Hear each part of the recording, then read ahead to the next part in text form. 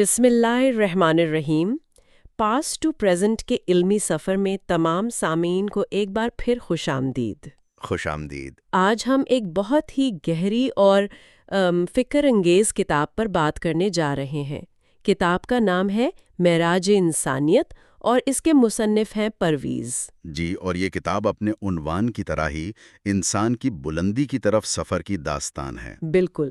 تو اس سے پہلے کہ ہم اس کی گہرائیوں میں اتریں، ایک چھوٹی سی وضاحت ضروری ہے۔ ہمارا مقصد صرف اس کتاب کے دلائل اور خیالات کو، جیسا کہ مصنف نے پیش کیا ہے، سامعین تک پہنچانا ہے۔ جی ہاں، اس میں ہماری کوئی ذاتی رائے شامل نہیں ہوگی، ہم صرف کتاب کے تحقیقی نقطہ نظر کو بیان کریں گے۔ اور یہ بھی بتاتے چلیں کہ یہ اسکرپٹ مصنوعی ذہانت یعنی AI کی مدد سے تیار کیا گیا ہے، تو اگر تلفظ یا کسی اور پہلو میں کوئی غیر ارادی غلطی ہو جائے تو اس کے لیے پیش کی معذرت۔ تو آئیے شروع کرتے ہیں۔ کتاب کا عنوان ہی بہت دلچسپ ہے، معراج انسانیت۔ معراج یعنی بلندی کا سفر۔ جی، تو مصنف کا مرکزی سوال کیا ہے؟ وہ کس سفر کی بات کر رہے ہیں؟ دیکھیں، کتاب کا بنیادی سوال یہ ہے کہ انسان جو اپنی ابتدائی حالت میں حیوانی جبلتوں کا غلام تھا، جو صرف بقا کی جنگ لڑ رہا تھا، اس نے اخلاق، قانون، شعور اور تہذیب کی بلندیوں کی طرف اپنا سفر کیسے شروع کیا؟ اچھا، یعنی یہ صرف تاریخ نہیں ہے، بلکہ تاریخ کے پیچھے کارفرما سوچ کی تبدیلی کی کہانی ہے۔ بالکل، یہ صرف واقعات کی فہرست نہیں ہے۔ مصنف اس تبدیلی کو، اس ارتقاء کو 4 بڑے حصوں میں تقسیم کر کے دیکھتے ہیں۔ 4 حصے؟ وہ کون کون سے ہیں؟ سب سے پہلے ہے فکری ارتقاء، پھر اخلاقی ارتقاء، اس کے بعد سماجی ارتقاء اور آخر میں تہذیبی ارتقاء۔ آئیے ان پر ایک ایک کر کے بات کرتے ہیں۔ فکری ارتقاء سے مصنف کی کیا مراد ہے؟ فکری ارتقاء کا مطلب ہے انسان کے سوچنے کے انداز میں تبدیلی، یعنی وہ دور جب انسان کائنات کی ہر چیز کو توہمات اور دیومالائی کہانیوں سے سمجھتا تھا۔ جیسے سورج گرہن کو کسی دیوتا کی ناراضگی سمجھنا؟ جی بالکل، یا بیماری کو کسی بری روح کا سایہ سمجھنا۔ اس وہم پرستی سے نکل کر منطق اور استدلال کی بنیاد پر حقیقت کو سمجھنے کی کوشش کا جو سفر ہے، وہ فکری ارتقاء ہے۔ اچھا، اور جب سوچنے کا انداز بدلتا ہے تو پھر اچھائی اور برائی کے پیمانے بھی بدلتے ہوں گے؟ کیا یہ اخلاقی ارتقاء ہے؟ آپ نے بالکل صحیح پکڑا۔ کتاب یہی سوال اٹھاتی ہے کہ انصاف، رحم، سچائی جیسے تصورات پیدا کیسے ہوئے؟ ایک ایسے معاشرے میں جہاں صرف طاقت کا قانون چلتا تھا، وہاں یہ خیالات کیسے پنپ سکتے تھے؟ یہ تو بہت گہرا سوال ہے۔ مطلب کیا اخلاقیات صرف ایک ضرورت تھی یا اس کی کوئی آفاقی بنیاد بھی ہے؟ یہی اس کتاب کی مول بحث ہے۔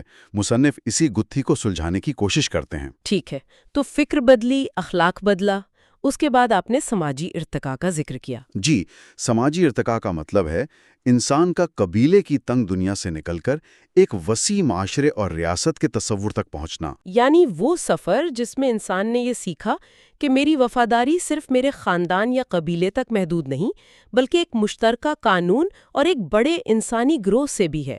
بالکل، انفرادی وفاداریوں سے اجتماعی نظام تک کا سفر، یہ ہے سماجی ارتقاء۔ اور چوتھا اور آخری نقطہ تھا تہذیبی ارتقاء۔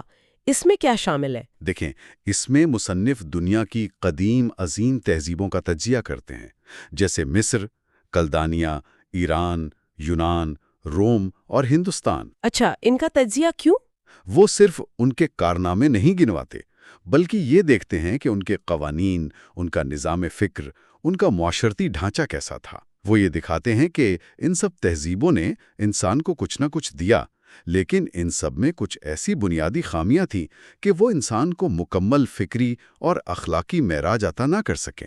تو گویا ان تہذیبوں کا تجزیہ ایک پس منظر فراہم کرتا ہے، یہ سمجھنے کے لیے کہ ایک نئے اور جامع نظام کی ضرورت کیوں محسوس ہو رہی تھی۔ جی ہاں، بالکل یہی مقصد ہے، یہ سمجھنا کہ تاریخ کس موڑ پر کھڑی تھی جب ایک بہت بڑے انقلاب کی فضا تیار ہوئی۔ یہ تو واقعی ایک بہت وسیع کینوس ہے، اور ایسے ہی وسیع موضوعات پر ہم پاسٹ ٹو پریزنٹ میں بات کرتے ہیں۔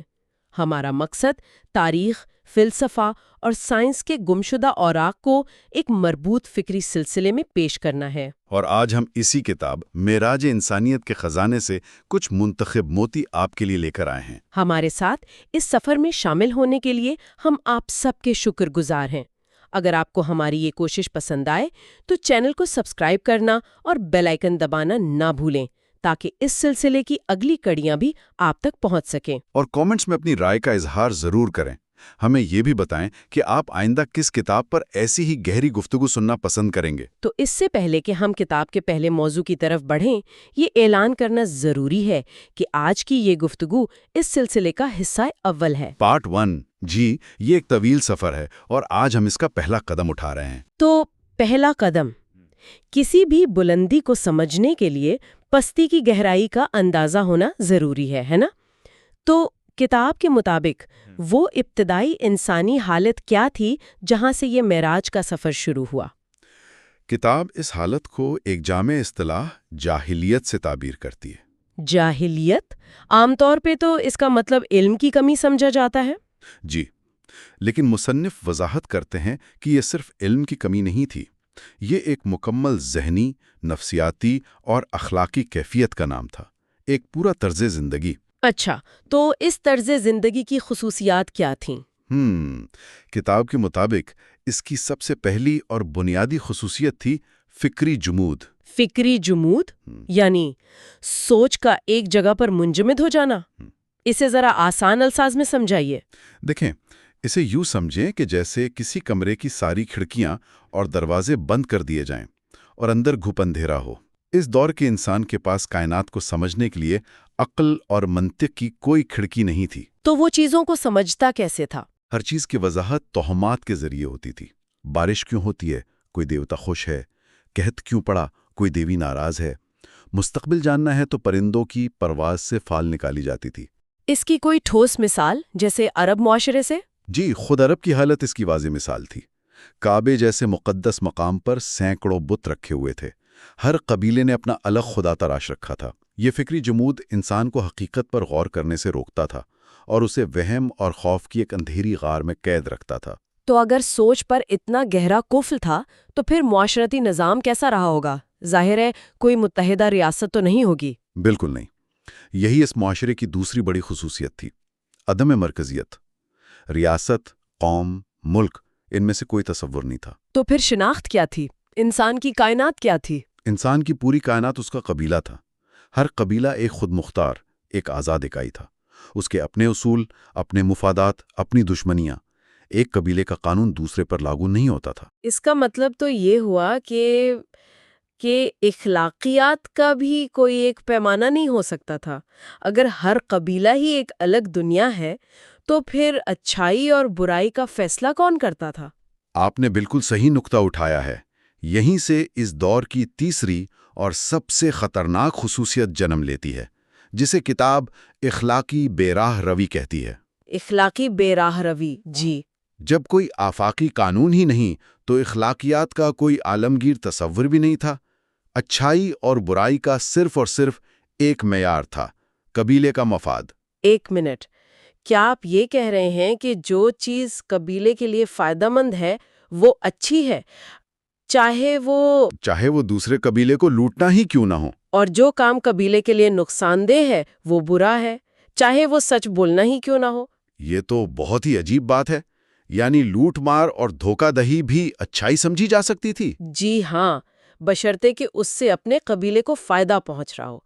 اگر کوئی جنگجو دشمن قبیلے پر حملہ کر کے ان کے اونٹ اور مال و اسباب چھین لاتا تو اس کے قصیدے پڑھے جاتے تھے، اسے بہادری سمجھا جاتا تھا، جرم نہیں، کیونکہ اس نے اپنے قبیلے کو مضبوط کیا۔ بالکل۔ یہاں اخلاقیات کا تعلق کسی آفاقی سچائی سے نہیں بلکہ خالصتاً قبائلی مفاد پرستی سے تھا۔ تو ایک ایسی دنیا جس کی بنیاد وہم، قبائلی عصبیت اور مفاد پرستی پر ہو، اس دنیا کو چلانے والی اصل قوتیں کیا تھیں؟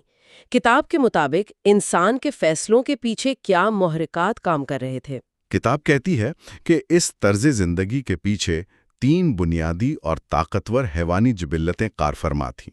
حیوانی جبلتیں کون سی؟ پہلی بقا کی جدوجہد، دوسری خوف اور تیسری فوری جذبات۔ عقل و شعور کا کردار بہت ہی محدود تھا۔ آئیے بقا کی جدوجہد سے شروع کرتے ہیں۔ دیکھیں، زندگی کا ہر لمحہ بقا کی جنگ تھا۔ پانی، خوراک، چراگاہیں، یہ سب وسائل محدود تھے اور انہیں حاصل کرنے کا ایک ہی قانون تھا: طاقت کا استعمال، یعنی جس کی لاٹھی اس کی بھینس۔ بالکل، کمزور یا تو مارا جاتا تھا، یا غلام بنا لیا جاتا تھا، یا پھر کسی طاقتور قبیلے کی پناہ میں چلا جاتا تھا۔ اور اس مسلسل جنگ اور غیر یقینی کی کیفیت نے یقیناً خوف کو جنم دیا ہوگا۔ یقیناً، خوف اس دور کے انسان کا مستقل ساتھی تھا۔ ہر وقت یہ ڈر کہ دشمن قبیلہ کب حملہ کر دے، قحط اور بیماری کا خوف، اور ان سب سے بڑھ کر ان دیکھی پراسرار قوتوں کا خوف جنہیں وہ سمجھ نہیں پاتا تھا۔ اور کیا اسی خوف نے اس کے مذہبی تصورات کو بھی شکل دی؟ جی ہاں، یہ بہت دلچسپ نکتہ ہے۔ کتاب کے مطابق اس کی عبادت کی بنیاد محبت یا شکر گزاری سے زیادہ خوف پر قائم تھی۔ اس نے ستاروں کو پوجنا شروع کیا تاکہ ان کے برے اثرات سے بچ سکے۔ اس نے بت اس لیے بنائے تاکہ دیوتاؤں کو خوش کر کے ان کے غضب سے محفوظ رہ سکے۔ یعنی فیصلے بقا کی جنگ اور خوف کی بنیاد پر ہوتے تھے۔ اس کا مطلب ہے کہ سوچ سمجھ کر دور اندیشی سے فیصلے کرنے کی گنجائش بہت کم تھی۔ بہت ہی کم۔ یہی تیسری جبلت ہے۔ فیصلے عقل سے نہیں، فوری جذبات سے کیے جاتے تھے، جیسے غصہ، انتقام اور سب سے بڑھ کر قبائلی غیرت، جسے کتاب عصبیت کہتی ہے۔ عصبیت، اس کا کیا مطلب ہے؟ عصبیت کا مطلب تھا کہ اپنے قبیلے کے فرد کی آنکھیں بند کر کے حمایت کرنا، چاہے وہ ظالم ہو یا مظلوم۔ مائی ٹرائب، رائٹ اور رانگ۔ اگر کسی ایک شخص کی بے عزتی ہوتی تو یہ پورے قبیلے کی بے عزتی سمجھی جاتی اور اس کا بدلہ لینا سب پر فرض ہو جاتا تھا۔ صرف ایک شخص کی بے عزتی پر پورے قبیلے کا جنگ میں کود پڑنا؟ اس کی کوئی مثال ملتی ہے کتاب میں؟ یہ ذہنیت آج سمجھنا بہت مشکل ہے۔ تاریخ ایسی مثالوں سے بھری پڑی ہے۔ عرب کی تاریخ میں ایک مشہور جنگ ہے، جنگ بسوس۔ آپ کو اندازہ ہے یہ کتنے عرصے تک جاری رہی؟ 2-4 سال؟ 40 سال تک۔ کیا 40 سال؟ کس بات پر؟ صرف اس بات پر کہ ایک قبیلے کے سردار کی اونٹنی غلطی سے دوسرے قبیلے کی چراگاہ میں چلی گئی اور انہوں نے اسے مار دیا۔ ایک اونٹنی کی موت کا بدلہ لینے کے لیے 40 سال تک جنگ؟ جی، 2 قبیلوں کی نسلیں 40 سال تک ایک دوسرے کا خون بہاتی رہیں۔ یہ عقل نہیں، خالصتاً جبلتی اور جذباتی رد عمل تھا، جس پر قابو پانے کی کوئی اخلاقی یا قانونی طاقت موجود نہیں تھی۔ یہ تو ناقابل یقین ہے۔ مطلب ایک پوری نسل جنگ میں ہی پیدا ہوئی اور مر گئی۔ ایک ایسی دنیا جو خوف اور جبلت پر چل رہی ہو، وہ اندر سے کیسی دکھائی دیتی ہوگی؟ وہاں تشدد کا کیا عالم ہوگا؟ وہاں تشدد زندگی کا ایک معمول تھا، کوئی غیر معمولی واقعہ نہیں۔ وہ طرز زندگی کا لازمی حصہ تھا۔ کیا مطلب؟ مطلب یہ کہ جنگ کو مردانگی اور بہادری کی سب سے بڑی نشانی سمجھا جاتا تھا۔ شاعر اپنی نظموں میں فخر سے بتاتے تھے کہ ہم نے کتنے دشمنوں کو قتل کیا، کتنی بستیوں کو ویران کیا۔ امن اور سکون کی زندگی کو کمزوری اور بزدلی کی علامت سمجھا جاتا تھا۔ اور لوٹ مار کا کیا؟ لوٹ مار، جسے غارت گری کہا جاتا تھا، وہ ایک باقاعدہ معاشی سرگرمی اور قابل فخر پیشہ تھا۔ یعنی وہ اسے برا نہیں سمجھتے تھے؟ بالکل نہیں، یہ ان کی معیشت کا حصہ تھا۔ اچھا، اور اس معاشرے کے اندر سماجی انصاف کی کیا صورتحال تھی؟ کیا سب لوگ برابر تھے؟ بالکل نہیں، معاشرہ سختی سے طبقات میں بٹا ہوا تھا۔ ایک طرف قبیلے کے سردار، جنگجو اور امیر لوگ تھے جنہیں ہر قسم کے حقوق حاصل تھے۔ دوسری طرف غریب، کمزور اور غلام تھے جن کی جان اور مال کی کوئی قیمت نہیں تھی۔ انصاف کا ترازو طاقتور کی طرف جھکتا تھا ہمیشہ۔ اگر کوئی امیر کسی غریب کو قتل کر دیتا تو شاید کچھ جرمانہ دے کر چھوٹ جاتا، لیکن اگر کوئی غریب کسی امیر پر صرف ہاتھ بھی اٹھاتا تو اس کی سزا موت ہوتی۔ اور اس سماجی ڈھانچے میں عورت کا کیا مقام تھا؟ کتاب کے مطابق اس ڈھانچے میں سب سے نچلے پائیدان پر عورت تھی۔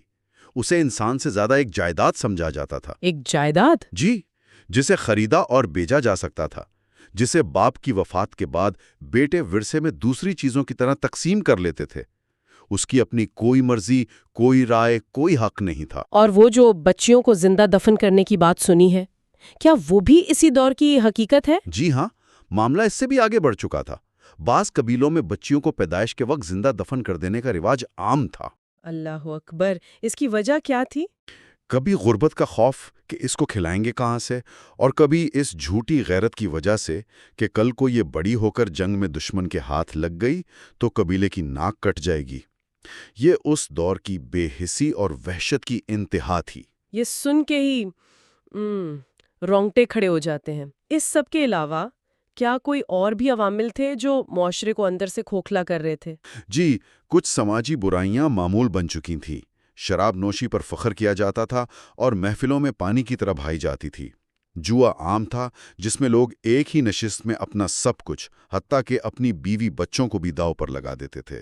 اور معاشی نظام کیسا تھا؟ سود کا نظام معاشرے پر قابض تھا۔ امیر غریب کو سود پر قرض دیتا اور جب وہ ادا نہ کر پاتا تو اس کی زمین جائیداد اور بعض اوقات اس کے بچوں پر قبضہ کر لیتا۔ ان چیزوں نے معاشرے میں نفرت، تقسیم اور مایوسی کو مزید گہرا کر دیا تھا۔ تو اگر ہم ان تمام نکات کو جوڑیں تو ایک بہت ہی تاریک تصویر بنتی ہے، ایک ایسا معاشرہ جو فکری طور پر جامد ہے، سیاسی طور پر منتشر ہے، اخلاقی طور پر مفلوج ہے اور سماجی طور پر ناانصافی کا شکار ہے۔ بالکل، زندگی کا کوئی اعلیٰ مقصد نہیں سوائے دنیاوی لذتوں اور قبائلی شان و شوکت کے۔ یہی وہ پس منظر ہے، یہی وہ گہری تاریکی ہے جسے کتاب جاہلیت کہتی ہے۔ اور یہ وہ سٹیج تھا جو ایک بہت بڑے انقلاب کے لیے تیار ہو چکا تھا، ایک ایسی تبدیلی کی ضرورت تھی جو انسان کو اس حیوانی سطح سے اٹھا کر اخلاقی شعور اور روحانی بلندی کی طرف لے جا سکے۔ جی، اور یہی معراج کا نقطۂ آغاز ہے۔ تو آج کی گفتگو میں ہم نے معراج انسانیت کی روشنی میں اسی ابتدائی انسانی معاشرے کا جائزہ لیا۔ ہم نے دیکھا کہ زندگی کی بنیاد وحشت، خوف اور قبائلی عصبیت پر کیسے قائم تھی۔ اور یہ سمجھنا اس لیے ضروری ہے تاکہ جب ہم اگلے حصے میں تبدیلی کی بات کریں تو ہمیں یہ اندازہ ہو کہ وہ تبدیلی کتنی غیر معمولی اور کتنی انقلابی تھی۔ یہ اس سفر کا محض آغاز ہے۔ یہ وہ بنیاد ہے جس پر ایک نئی اور عظیم الشان عمارت تعمیر ہونی تھی۔ جی ہاں، تو اگلے حصے یعنی پارٹ 2 میں ہماری گفتگو کا محور یہ ہوگا کہ اس گہری تاریکی میں روشنی کی پہلی کرن کیسے پھوٹی، اخلاقی شعور کا آغاز کیسے ہوا، اور ایک منظم سماجی نظام کی ضرورت کیوں اور کیسے محسوس کی گئی، اور انصاف پر مبنی ابتدائی قوانین کی تشکیل کی طرف پہلا قدم کیسے اٹھایا گیا۔ ہم ان قدیم تہذیبوں کا بھی جائزہ لیں گے جنہوں نے اس سفر میں اپنا کردار ادا کیا۔ بہت خوب، تو ہمارے ساتھ اس علمی سفر میں شامل ہونے کا بہت بہت شکریہ۔ امید ہے آج کی گفتگو آپ کے لیے فکر انگیز ثابت ہوئی ہوگی۔ پاسٹ ٹو پریزنٹ کو سبسکرائب کرنا نہ بھولیں تاکہ اس سلسلے کی اگلی کڑی آپ سے چھوٹ نہ جائے۔ ہمارے پاس جو مواد ہے وہ اس کتاب کا ابتدائی حصہ ہے جس کا عنوان ہے پس منظر۔ بالکل، اور اس حصے کی خاص بات یہ ہے کہ یہ صرف بادشاہوں اور جنگوں کی تاریخ بیان نہیں کرتا۔ صحیح۔ اس کے بجائے یہ اس دور کی بڑی تہذیبوں کے، آپ کہہ لیں، اجتماعی ضمیر، ان کے اخلاقی نظام اور انصاف کے تصورات کو کھنگالنے کی کوشش کرتا ہے۔ اچھا، تو مصنف کا مقصد کیا ہے یہاں؟ مصنف کا بنیادی سوال یہ معلوم ہوتا ہے کہ ظاہری شان و شوکت اور ترقی کے باوجود ان تہذیبوں کے اندر ایسی کون سی کمزوریاں تھیں، مطلب کیا ایسی خرابیاں تھیں جو بالآخر ان کے زوال کا باعث بنی۔ یہ تو بہت دلچسپ زاویہ ہے۔ تو آئیے اس سفر کا آغاز کرتے ہیں اور دیکھتے ہیں کہ یہ کتاب مصر، یونان، روم اور دیگر عظیم تہذیبوں کی وہ کون سی تصویر دکھاتی ہے جو عام طور پر تاریخ کی کتابوں میں ہمیں نظر نہیں آتی۔ جی ضرور۔ تو کتاب کی شروعات ہوتی ہے مصر سے۔ اب جب بھی قدیم مصر کا ذکر آتا ہے ہمارے ذہنوں میں فوراً بلند و بالا اہرام، جی، فرعونوں کے مقبرے۔ بالکل، اور ایک پراسرار تہذیب کا تصور ابھرتا ہے۔ لیکن کتاب اس چمکدار تصویر کے پیچھے ایک بالکل مختلف حقیقت کی طرف اشارہ کرتی ہے۔ جی ہاں، مصنف کا استدلال یہ ہے کہ مصر کی تمام تر ترقی کا جو محور تھا وہ صرف دو طبقے تھے، بادشاہ یعنی فرعون اور مذہبی پیشوا یعنی کاہن۔ صرف یہ دو طبقے؟ جی، اہرام ان بادشاہوں کی ابدی زندگی کی خواہش کی علامت تھے اور مندر وہ کاہنوں کے اقتدار کا مرکز تھے۔ لیکن اس پوری تصویر میں عام آدمی کہاں تھا؟ یہ اہم سوال ہے۔ کتاب کے مطابق عام مصری کی حیثیت ایک ایسے غلام سے زیادہ نہیں تھی جس کی پوری زندگی کا مقصد صرف حکمران طبقے کے لیے محنت کرنا اور ان کے منصوبوں کی تکمیل کرنا تھا۔ اس کی اپنے کوئی انفرادی حیثیت یا حقوق تھے ہی نہیں۔ یعنی یہ جو عظیم یادگاریں ہیں یہ عوام کی خون پسینے سے تعمیر ہوئیں، لیکن ان کی اپنی زندگیوں میں کوئی بہتری نہیں آئی۔ یہ تو ایک بہت بڑا تضاد ہے۔ بہت بڑا تضاد ہے۔ اچھا، مصر کے بعد کتاب ہمیں میسوپوٹیمیا یعنی دجلہ اور فرات کی سرزمین پر لے جاتی ہے، جہاں کالتی یا بابلی تہذیب کا ذکر ہے۔ جی، اور یہاں سب سے مشہور نام حمورابی اور اس کے قانون کا ہے۔ اور حمورابی کے قانون کو تو انصاف کی ایک بڑی پیش رفت سمجھا جاتا ہے، آنکھ کے بدلے آنکھ والا اصول۔ اور دیکھیں، یہی نکتہ بہت دلچسپ ہے۔ انہیں دنیا کے قدیم ترین تحریری قوانین میں شمار کیا جاتا ہے، لیکن کتاب اس تصور کو چیلنج کرتی ہے۔ مصنف کا کہنا ہے کہ یہ انصاف سب کے لیے برابر نہیں تھا۔ ایک منٹ، یہ تو بہت بڑی بات ہے۔ ہم تو اسکول سے یہی پڑھتے آئے ہیں کہ حمورابی کا کوڈ انصاف پر مبنی تھا۔ تو کیا یہ کتاب یہ کہہ رہی ہے کہ یہ انصاف صرف امیروں اور طاقتوروں کے لیے تھا؟ بالکل یہی نکتہ ہے۔ کتاب کے مطابق ان قانونوں میں سزا کا تعین مجرم اور مظلوم کے سماجی رتبے یعنی سوشل سٹیٹس کو دیکھ کر کیا جاتا تھا۔ اچھا، کوئی مثال ہے اس کی؟ جی، مثال کے طور پر اگر ایک اعلیٰ طبقے کا فرد کسی عام آدمی کی آنکھ پھوڑ دیتا تو اسے صرف جرمانہ ادا کرنا پڑتا، لیکن اگر کوئی عام آدمی کسی امیر کے ساتھ یہی کرتا تو اس کی آنکھ بھی پھوڑ دی جاتی۔ اوہ! اور غلاموں کے لیے تو قوانین اور بھی سخت تھے۔ اس سے صاف ظاہر ہوتا ہے کہ قانون کی نظر میں انسانوں کی قیمت برابر نہیں تھی۔ انصاف کا ترازو سماجی حیثیت کے حساب سے جھک جاتا تھا۔ اس کے بعد اشوری تہذیب کا ذکر ہے، جو اپنی جنگی طاقت کے لیے مشہور تھی۔ کتاب میں ان کا ذکر بہت مختصر لیکن بہت واضح انداز میں کیا گیا ہے۔ جی، کتاب کے مطابق اشوریوں کی تاریخ سفاکی اور بربریت کی ایک طویل داستان ہے۔ وہ اپنی فتوحات پر فخر کرتے تھے، لیکن ان کی یادگاریں شکست خوردہ قوموں کے ساتھ کیے گئے ظلم کو بیان کرتی ہیں۔ شہروں کو جلانا، آبادیوں کو تہہ کرنا۔ مطلب بہت خوفناک تشدد۔ بہت زیادہ۔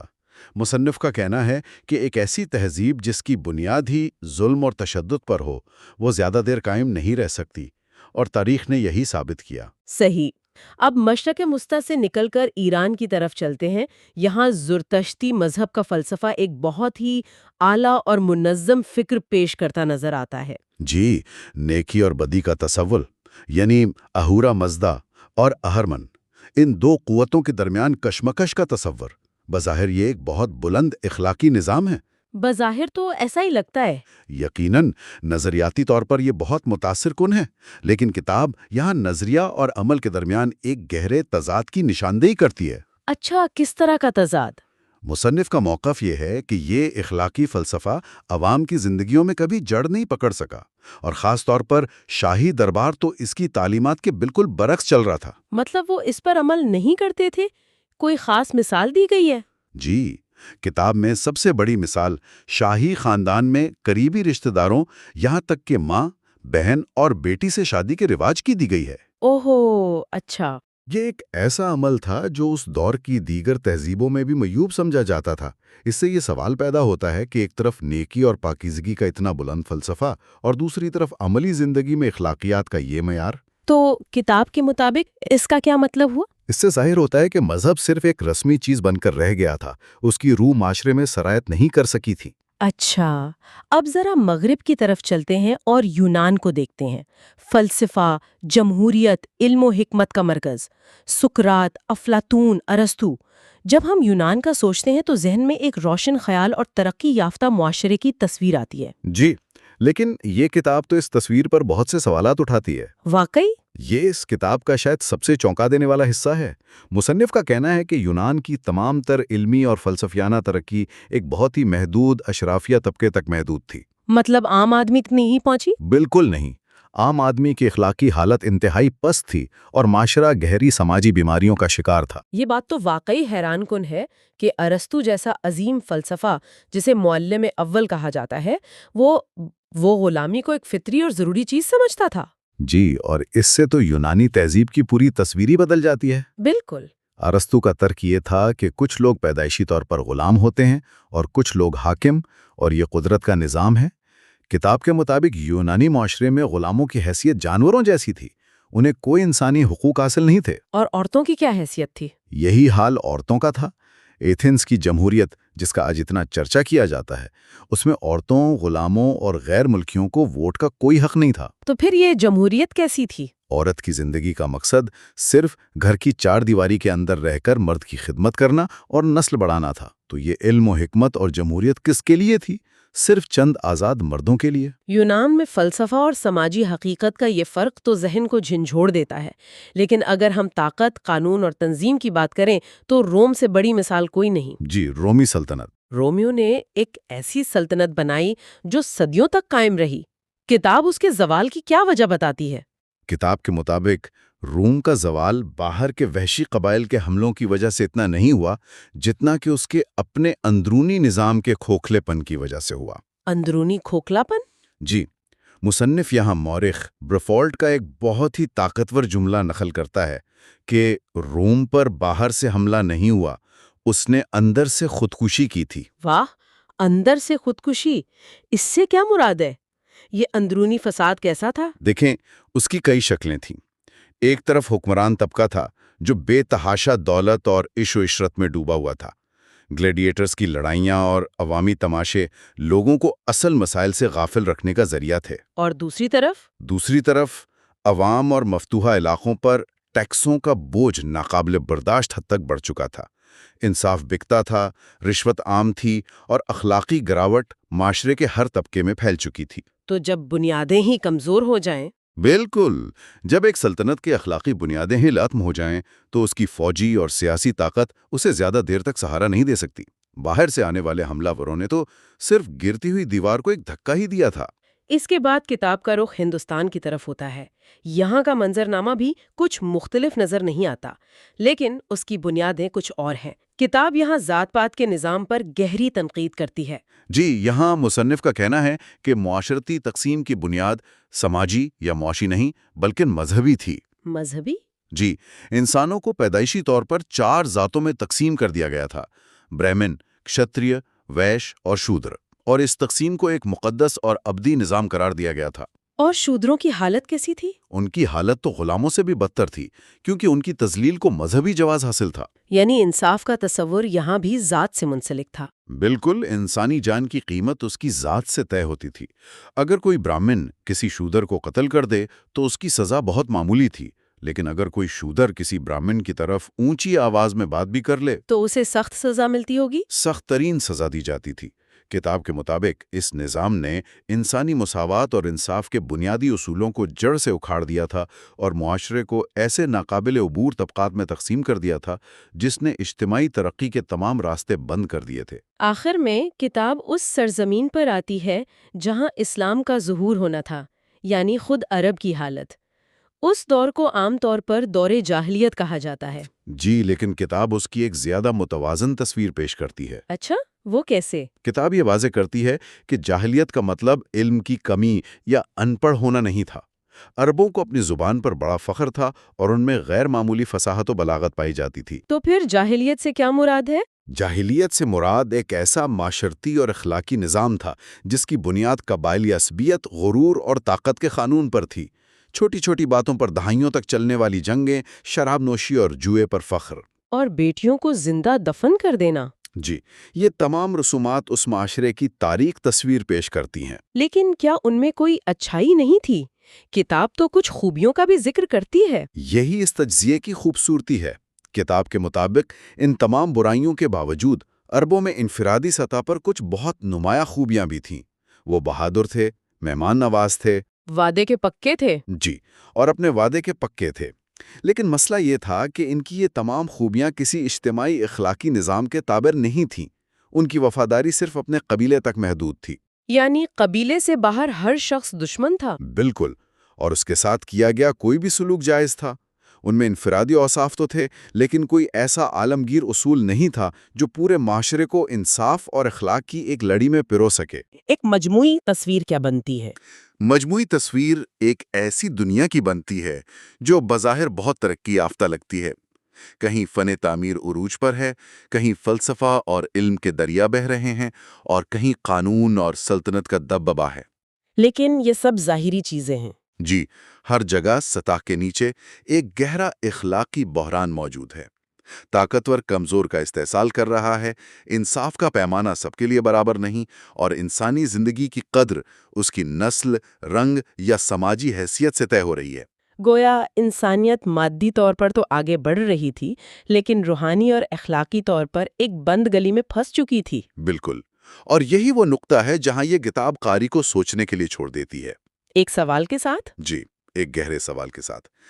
اگر تاریخ کی عظیم ترین تہذیبیں اپنی تمام تر مادی اور علمی کامیابیوں کے باوجود اندرونی اخلاقی کمزوریوں کی وجہ سے کھوکھلی ہو کر گر گئیں، تو اس کا مطلب کیا ہے؟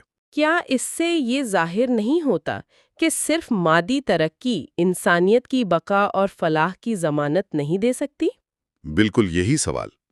تو پھر انسانیت کی حقیقی معراج کا راستہ کیا ہے؟ یہ پس منظر اسی سوال کی اہمیت کو اجاگر کرنے کے لیے پیش کیا گیا ہے۔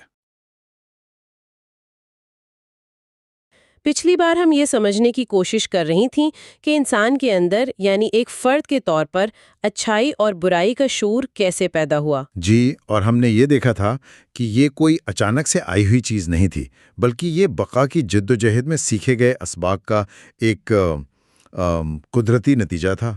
بالکل، ایک دوسرے کا ساتھ دینا، ہمدردی کرنا، یہ سب چھوٹے گروہوں کو زندہ رکھنے کے لیے ضروری تھا، ہے نا؟ جی جی بالکل۔ لیکن ایک فرد کی نیکی یا چند درجن لوگوں کا آپسی بھائی چارہ، وہ ایک پورے معاشرے کو چلانے کے لیے تو کافی نہیں ہوتا۔ نہیں۔ تو آج ہم اس سفر کی اگلی اور شاید سب سے پیچیدہ کڑی کو سمجھیں گے۔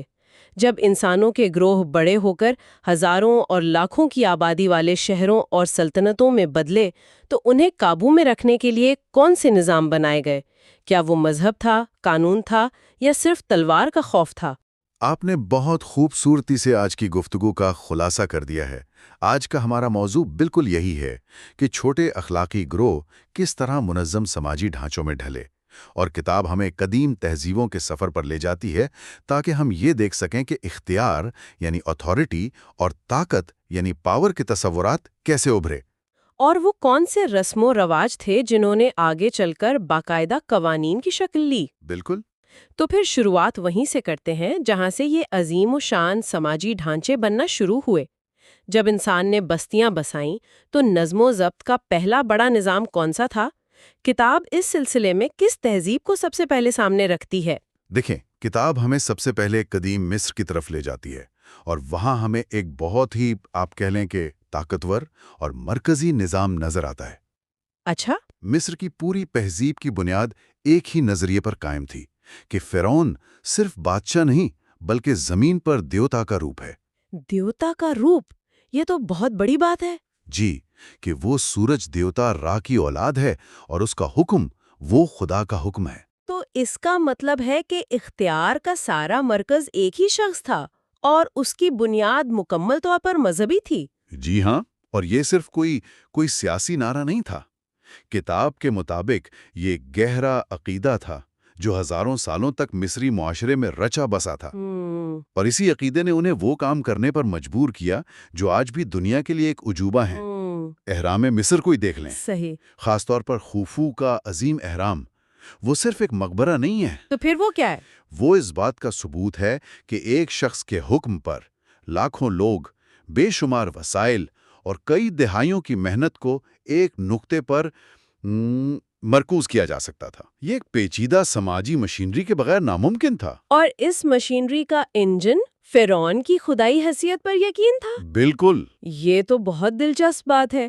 یعنی اگر سب لوگ ایک بات پر متفق ہو جائیں، چاہے وہ کتنی ہی غیر حقیقی کیوں نہ لگے، تو اس سے معاشرے میں زبردست تنظیم پیدا ہو جاتی ہے۔ جی، طاقت پیدا ہو جاتی ہے۔ لیکن کیا ہر جگہ ایسا ہی تھا؟ کیا کتاب کوئی اور ماڈل بھی پیش کرتی ہے؟ نہیں، اور یہیں سے انسانی سماج کا ارتقاء اور بھی دلچسپ ہو جاتا ہے۔ مصر سے تھوڑا آگے چلیں تو کالدانیہ یعنی بابل کی تہذیب میں ایک انقلابی تبدیلی نظر آتی ہے۔ اچھا، وہاں کیا تھا؟ وہاں بھی بادشاہ تھے، لیکن معاشرے کو جوڑنے والی اصل طاقت ایک شخص کی ذات نہیں بلکہ ایک تحریری دستاویز تھی، حمورابی کے قانون۔ حمورابی کا نام تو سنا ہے، لیکن ان قانونوں کی اصل اہمیت کیا تھی؟ کیا وہ صرف سزاؤں کی ایک فہرست تھی کہ چوری پر یہ سزا، قتل پر وہ سزا؟ نہیں، اس سے کہیں بڑھ کر کتاب کے مطابق حمورابی کے قانون کا اصل کمال یہ نہیں تھا کہ وہ پہلے تھے، بلکہ یہ تھا کہ انہوں نے انصاف کو، آپ کہہ سکتی ہیں کہ ذاتی انتقام سے نکال کر ریاست کی ذمہ داری بنا دیا۔ اچھا، یہ بہت اہم نقطہ ہے۔ اس سے پہلے اگر کسی کا نقصان ہوتا تو وہ یا اس کا قبیلہ خود بدلہ لیتا تھا۔ حمورابی نے کہا نہیں، بدلہ تم نہیں لوگے، فیصلہ ریاست کرے گی، قانون کے مطابق۔ قانون کے مطابق۔ واہ، یہ تو ایک بہت بڑی ذہنی تبدیلی تھی۔ جی، یہ وہ لمحہ تھا جب انسان نے یہ تسلیم کیا کہ ایک غیر جانبدار تحریری اصول سب سے طاقتور بادشاہ سے بھی بڑا ہونا چاہیے۔ تو کیا میں یہ کہہ سکتی ہوں کہ قانون کی ایجاد دراصل بڑے پیمانے پر عدم اعتماد یعنی ڈسٹرسٹ کا نتیجہ تھی؟ مطلب جب معاشرہ اتنا بڑا ہو جائے کہ آپ ہر کسی پر بھروسہ نہیں کر سکتے، تب آپ کو غیر ذاتی اصولوں کی ضرورت پڑتی ہے۔ بالکل درست تجزیہ ہے۔ یہ سماجی معاہدے یعنی سوشل کانٹریکٹ کی طرف پہلا قدم تھا۔ حمورابی کا ضابطہ اس بات کا ثبوت تھا کہ ریاست اب اپنے شہریوں کی زندگی کے ہر پہلو کو منظم کرنے کی کوشش کر رہی ہے۔ اچھا، تو ہمارے پاس دو بڑے ماڈل آ گئے، ایک مصر کی خدائی بادشاہت اور دوسرا بابل میں قانون کی حکمرانی کا آغاز۔ لیکن تاریخ میں تو ایسے بھی کردار آئے ہوں گے جنہوں نے کہا ہوگا کہ یہ نظریے اور قانون کی باتیں چھوڑو، اصل چیز تو طاقت ہے۔ یقیناً، اور اس کے لیے کتاب ہمیں اشوری تہذیب یعنی اسیرین سویلائزیشن کی مثال دیتی ہے۔ ان کا کیا فلسفہ تھا؟ اسوریوں کے ہاں طاقت کا فلسفہ بہت سیدھا اور بے رحم تھا۔ ان کا ماننا تھا کہ حکومت کرنے کا حق اس کے پاس ہے جس کے پاس سب سے بڑی اور سب سے خوفناک فوج ہے۔ سارگون جیسے ان کے بادشاہ صرف جنگجو نہیں تھے، وہ نفسیاتی جنگ کے بھی ماہر تھے۔ ایک منٹ، نفسیاتی جنگ؟ اس سے کیا مراد ہے؟ اس کا مطلب یہ کہ وہ اپنی فتوحات کی کہانیاں اور شکست خوردہ دشمنوں کی اذیت ناک تصویریں وہ بڑے بڑے پتھروں پر کندہ کروا کر شہروں میں لگواتے تھے۔ مقصد صرف ایک تھا، ان کی دہشت اور بے رحمی کی کہانیاں دور دور تک پھیلیں اور کوئی ان کے خلاف بغاوت کی ہمت ہی نہ کرے۔ یعنی ان کا ریاستی ڈھانچہ نظریے یا قانون پر نہیں بلکہ خالصتاً خوف پر کھڑا تھا؟ جی ہاں، اور تاریخ ہمیں بتاتی ہے کہ جو سلطنتیں صرف خوف پر چلتی ہیں وہ اندر سے بہت کھوکھلی ہوتی ہیں۔ جیسے ہی مرکزی طاقت کمزور پڑتی ہے، پوری عمارت دھڑام سے گر جاتی ہے۔ تو اس خلا کو کس نے پر کیا؟ اسی خلا کو ان کے پڑوسیوں ایرانیوں نے ایک بالکل مختلف طریقے سے پر کیا۔ انہوں نے طاقت کے ساتھ ایک مضبوط نظریہ جوڑا۔ ایرانی تہذیب میں کیا خاص بات تھی؟ ایران میں زرتشتی مذہب نے ریاستی ڈھانچے کو ایک مضبوط نظریاتی اور اخلاقی بنیاد فراہم کی۔ یہاں بادشاہت کو ایک مقدس امانت سمجھا جاتا تھا۔ مقدس امانت؟ جی، بادشاہ صرف ایک فاتح نہیں تھا، بلکہ وہ نیکی یعنی اہورا مزدا کا نمائندہ تھا، جس کی ذمہ داری دنیا میں بدی یعنی اہرمن کی طاقتوں کو شکست دینا تھی۔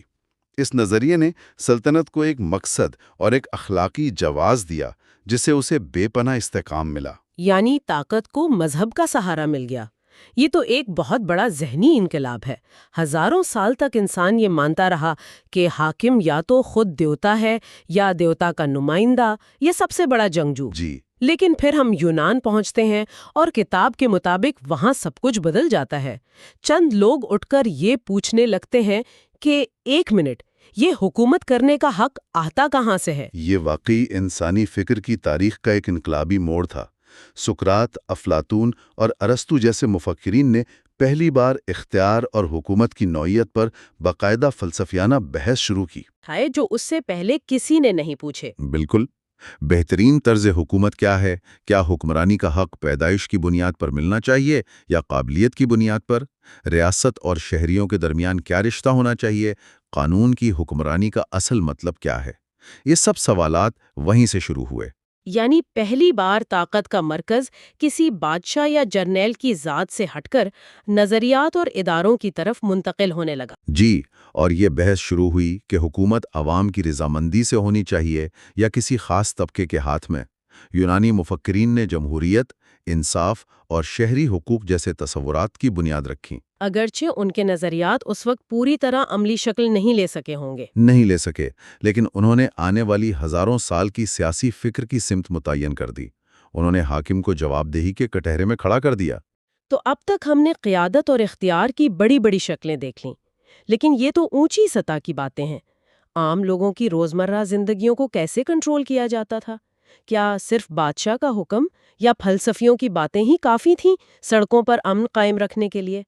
یہ ایک بہترین سوال ہے، اور یہی وہ نقطہ ہے جہاں کتاب ہمیں بڑے نظریات سے ہٹا کر عملی ڈھانچوں کی طرف لاتی ہے۔ اس کی وضاحت کے لیے روم اور اسلام سے پہلے کے عرب معاشرے کی مثالیں دی گئی ہیں، جو ایک دوسرے سے بالکل مختلف ہیں۔ رومت الکبریٰ یعنی رومن ایمپائر کا نظام تو اپنی تنظیم کے لیے بہت مشہور ہے۔ وہ کیسے کام کرتا تھا؟ رومی سلطنت کی اصل طاقت اس کی فوج سے بھی زیادہ اس کا قانونی اور انتظامی ڈھانچہ تھا۔ انہوں نے قانون کو ایک باقاعدہ سائنس بنا دیا۔ اچھا، یہ کوئی فلسفیانہ بحث نہیں تھی، بلکہ ایک انتہائی عملی نظام تھا جو سلطنت کے کونے کونے میں نافذ تھا۔ شہری حقوق، جائیداد کے قانون، تجارت کے معاہدے، ہر چیز کا ایک مربوط نظام تھا۔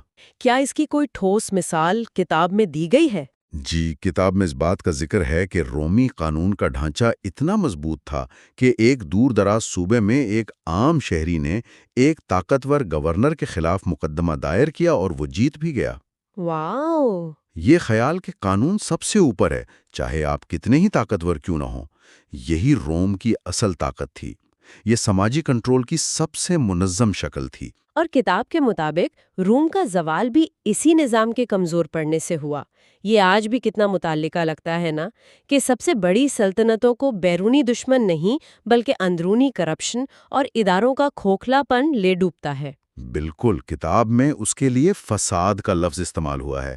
جب سماجی اور قانونی کنٹرول کا یہ نظام کمزور پڑا، جب قانون کا اطلاق امیر اور غریب کے لیے الگ الگ ہونے لگا، تو سلطنت اندر سے کھوکھلی ہو گئی اور بالآخر بکھر گئی۔ اس انتہائی منظم اور مرکزی نظام کے مقابلے میں اسلام سے پہلے عرب کی حالت بالکل مختلف تھی۔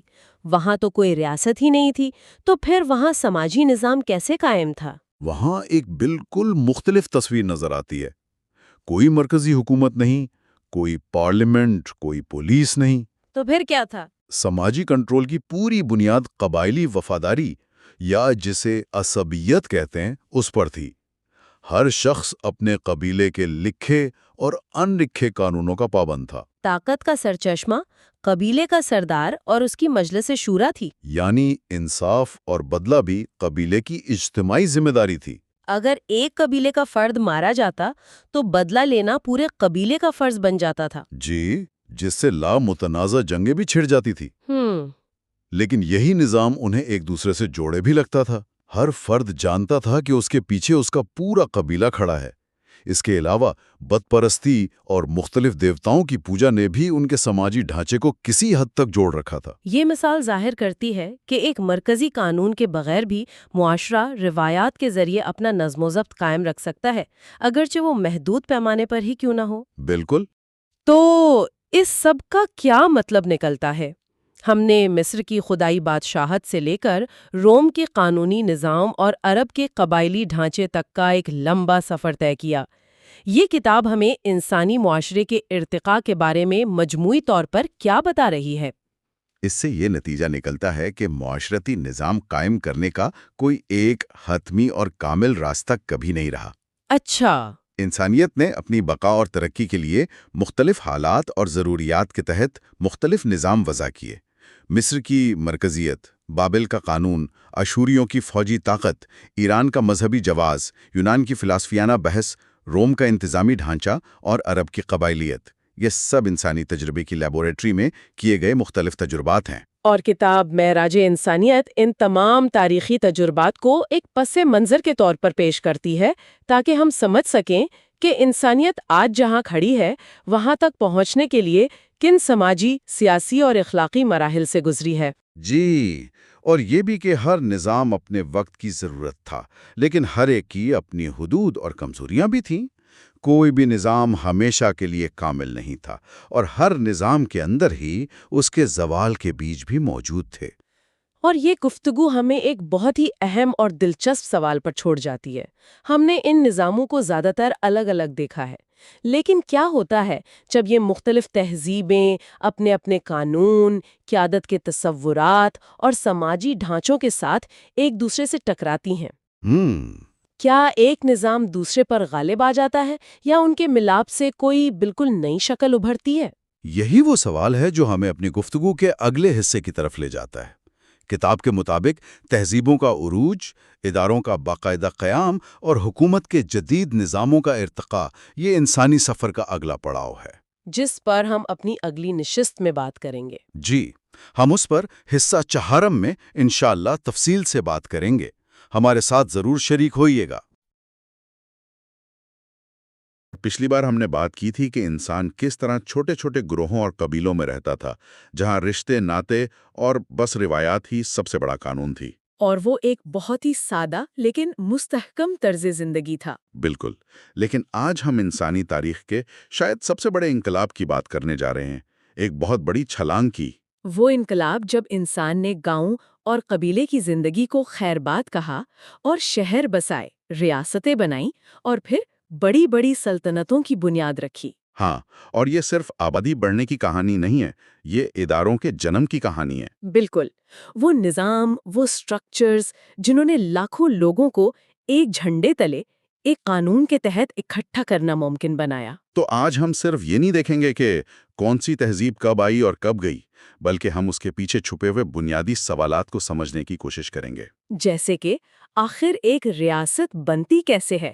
ہاں، اور یہ طاقت اور اختیار کا تصور یہ کیسے پیدا ہوا، اور وہ کون سے اوزار تھے جیسے مذہب، قانون، فوج، جنہیں استعمال کر کے حکمران طبقے نے اپنے اقتدار کو قائم کیا اور مضبوط کیا۔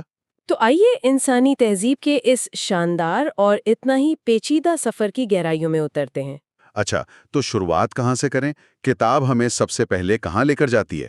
اس سفر کا آغاز ہم کریں گے دنیا کی قدیم ترین اور شاید سب سے پر اسرار تہذیبوں میں سے ایک سے، یعنی تہذیب مصر سے۔ جی، اور مصر کی کہانی جیسا کہ ہم سب جانتے ہیں دریائے نیل سے شروع ہوتی ہے۔ زراعت نے انسان کو ایک جگہ بسا دیا، فصلیں اگنے لگیں اور خوراک پہلے سے کہیں زیادہ میسر ہو گئی، لیکن کتاب کہتی ہے کہ اس خوشحالی نے ایک نیا مسئلہ پیدا کر دیا۔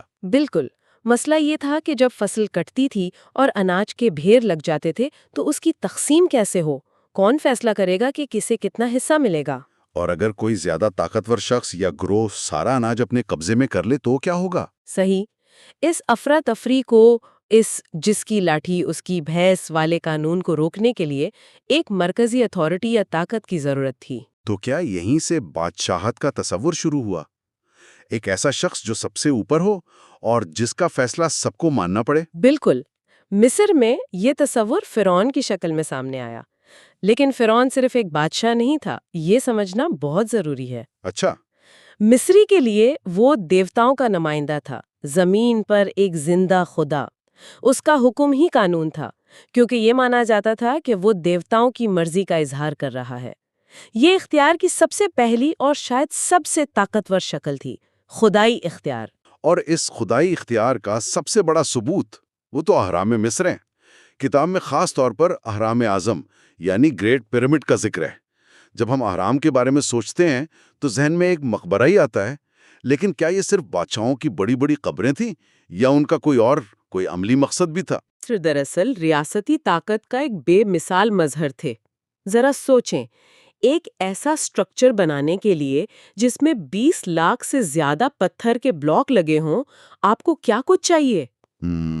بہت سے مزدور چاہیے۔ ہزاروں مزدور، اور پھر ان سب کو کھلانے کے لیے اناج کے وسیع ذخائر۔ ان کے کام کی نگرانی کے لیے انجینئر اور مینیجر چاہیے، اور اس سب کا حساب کتاب رکھنے کے لیے پڑھے لکھے لوگ یعنی کاتب یا سکرائبز چاہیے۔ مطلب اہرام کی تعمیر کا عمل خود ریاست کو منظم کر رہا تھا۔ یہ تو ایک بہت بڑا اسٹیٹ بلڈنگ پروجیکٹ بن گیا۔ بالکل، آپ نے صحیح لفظ استعمال کیا۔ اہرام بنانے کے لیے مصر کو ایک پوری بیوروکریسی بنانی پڑی۔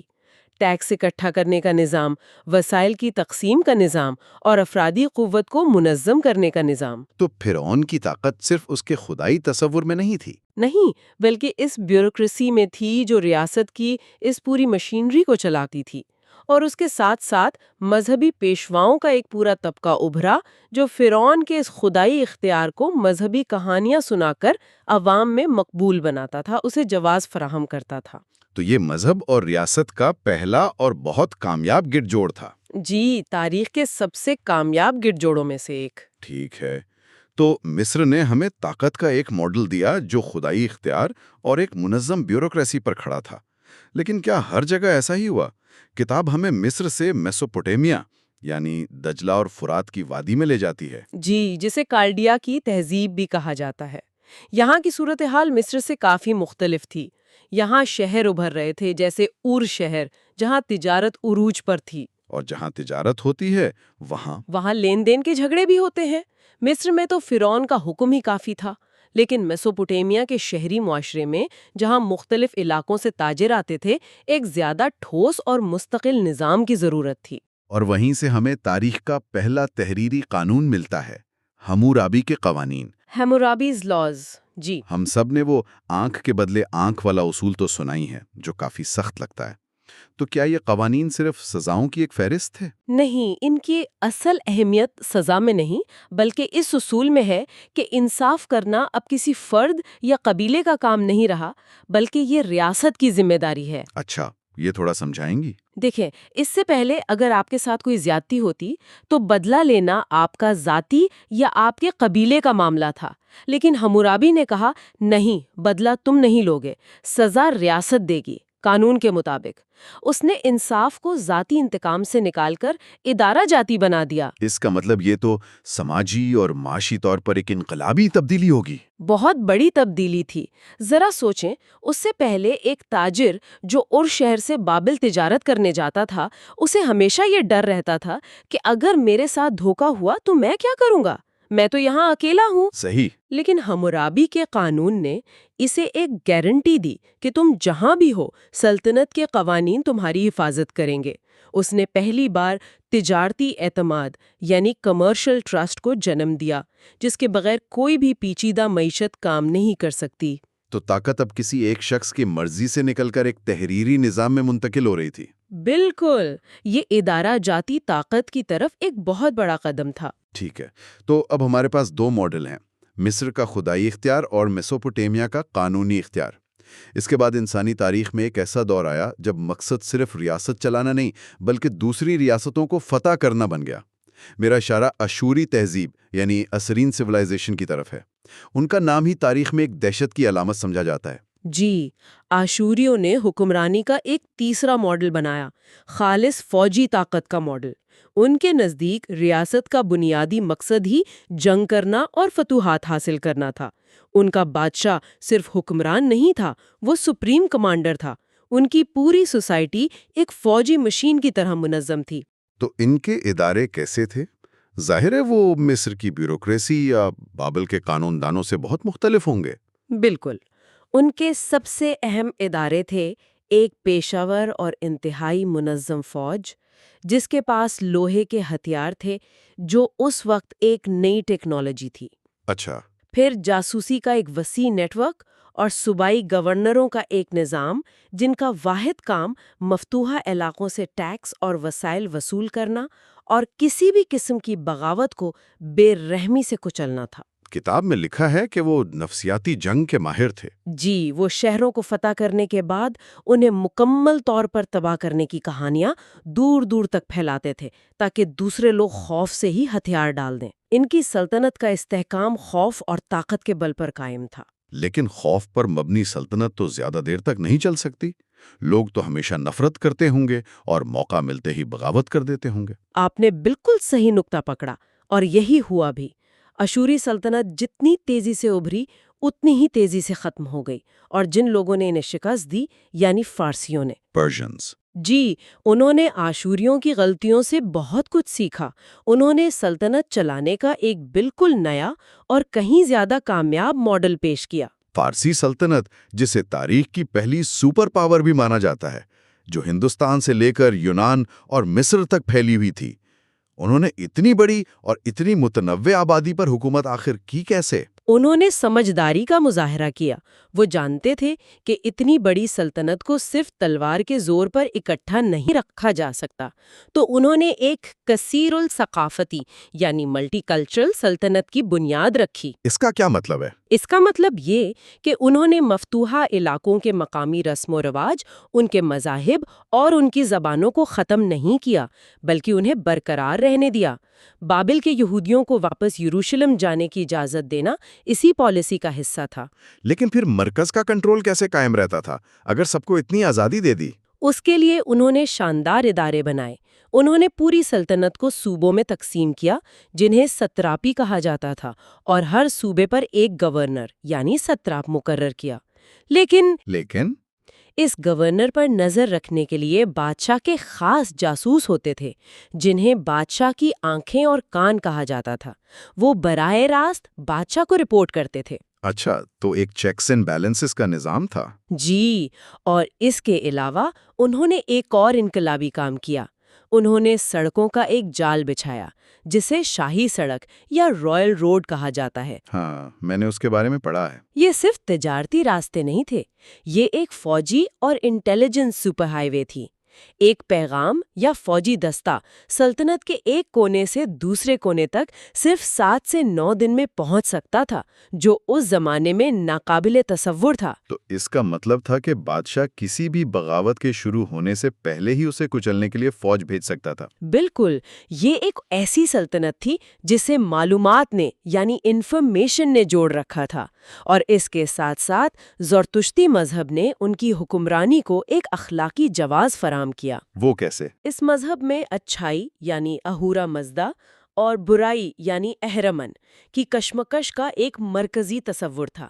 بادشاہ کو اچھائی کا نمائندہ سمجھا جاتا تھا جس کی ذمہ داری دنیا میں انصاف اور امن قائم کرنا تھی۔ تو یہ صرف طاقت نہیں تھی، یہ باقاعدہ گورننس تھی۔ تو اب تک ہم نے مشرق کی عظیم سلطنتوں کو دیکھا، اب مغرب کی طرف چلتے ہیں جہاں یونان یعنی گریس میں ایک بالکل ہی مختلف قسم کی تہذیب پروان چڑھ رہی تھی۔ جی، یہاں نہ تو فرعون جیسے خدا نما بادشاہ تھے، نہ فارسیوں جیسی وسیع سلطنت۔ یہاں چھوٹی چھوٹی شہری ریاستیں تھیں، سٹی سٹیٹس، اور یہاں ایک نیا تصور جنم لے رہا تھا، انسانی عقل کی بالادستی کا تصور۔ جی، یہاں پہلی بار اختیار کی بنیاد پر ہی سوال اٹھایا گیا۔ سقراط، افلاطون اور ارسطو جیسے مفکرین نے پوچھا کہ حاکم کو حکومت کرنے کا حق کہاں سے ملتا ہے؟ یعنی اتھارٹی آتی کہاں سے ہے؟ بالکل، کیا یہ حق پیدائشی ہے، کیا یہ خدائی ہے، یا یہ عوام کی رضامندی سے ملتا ہے؟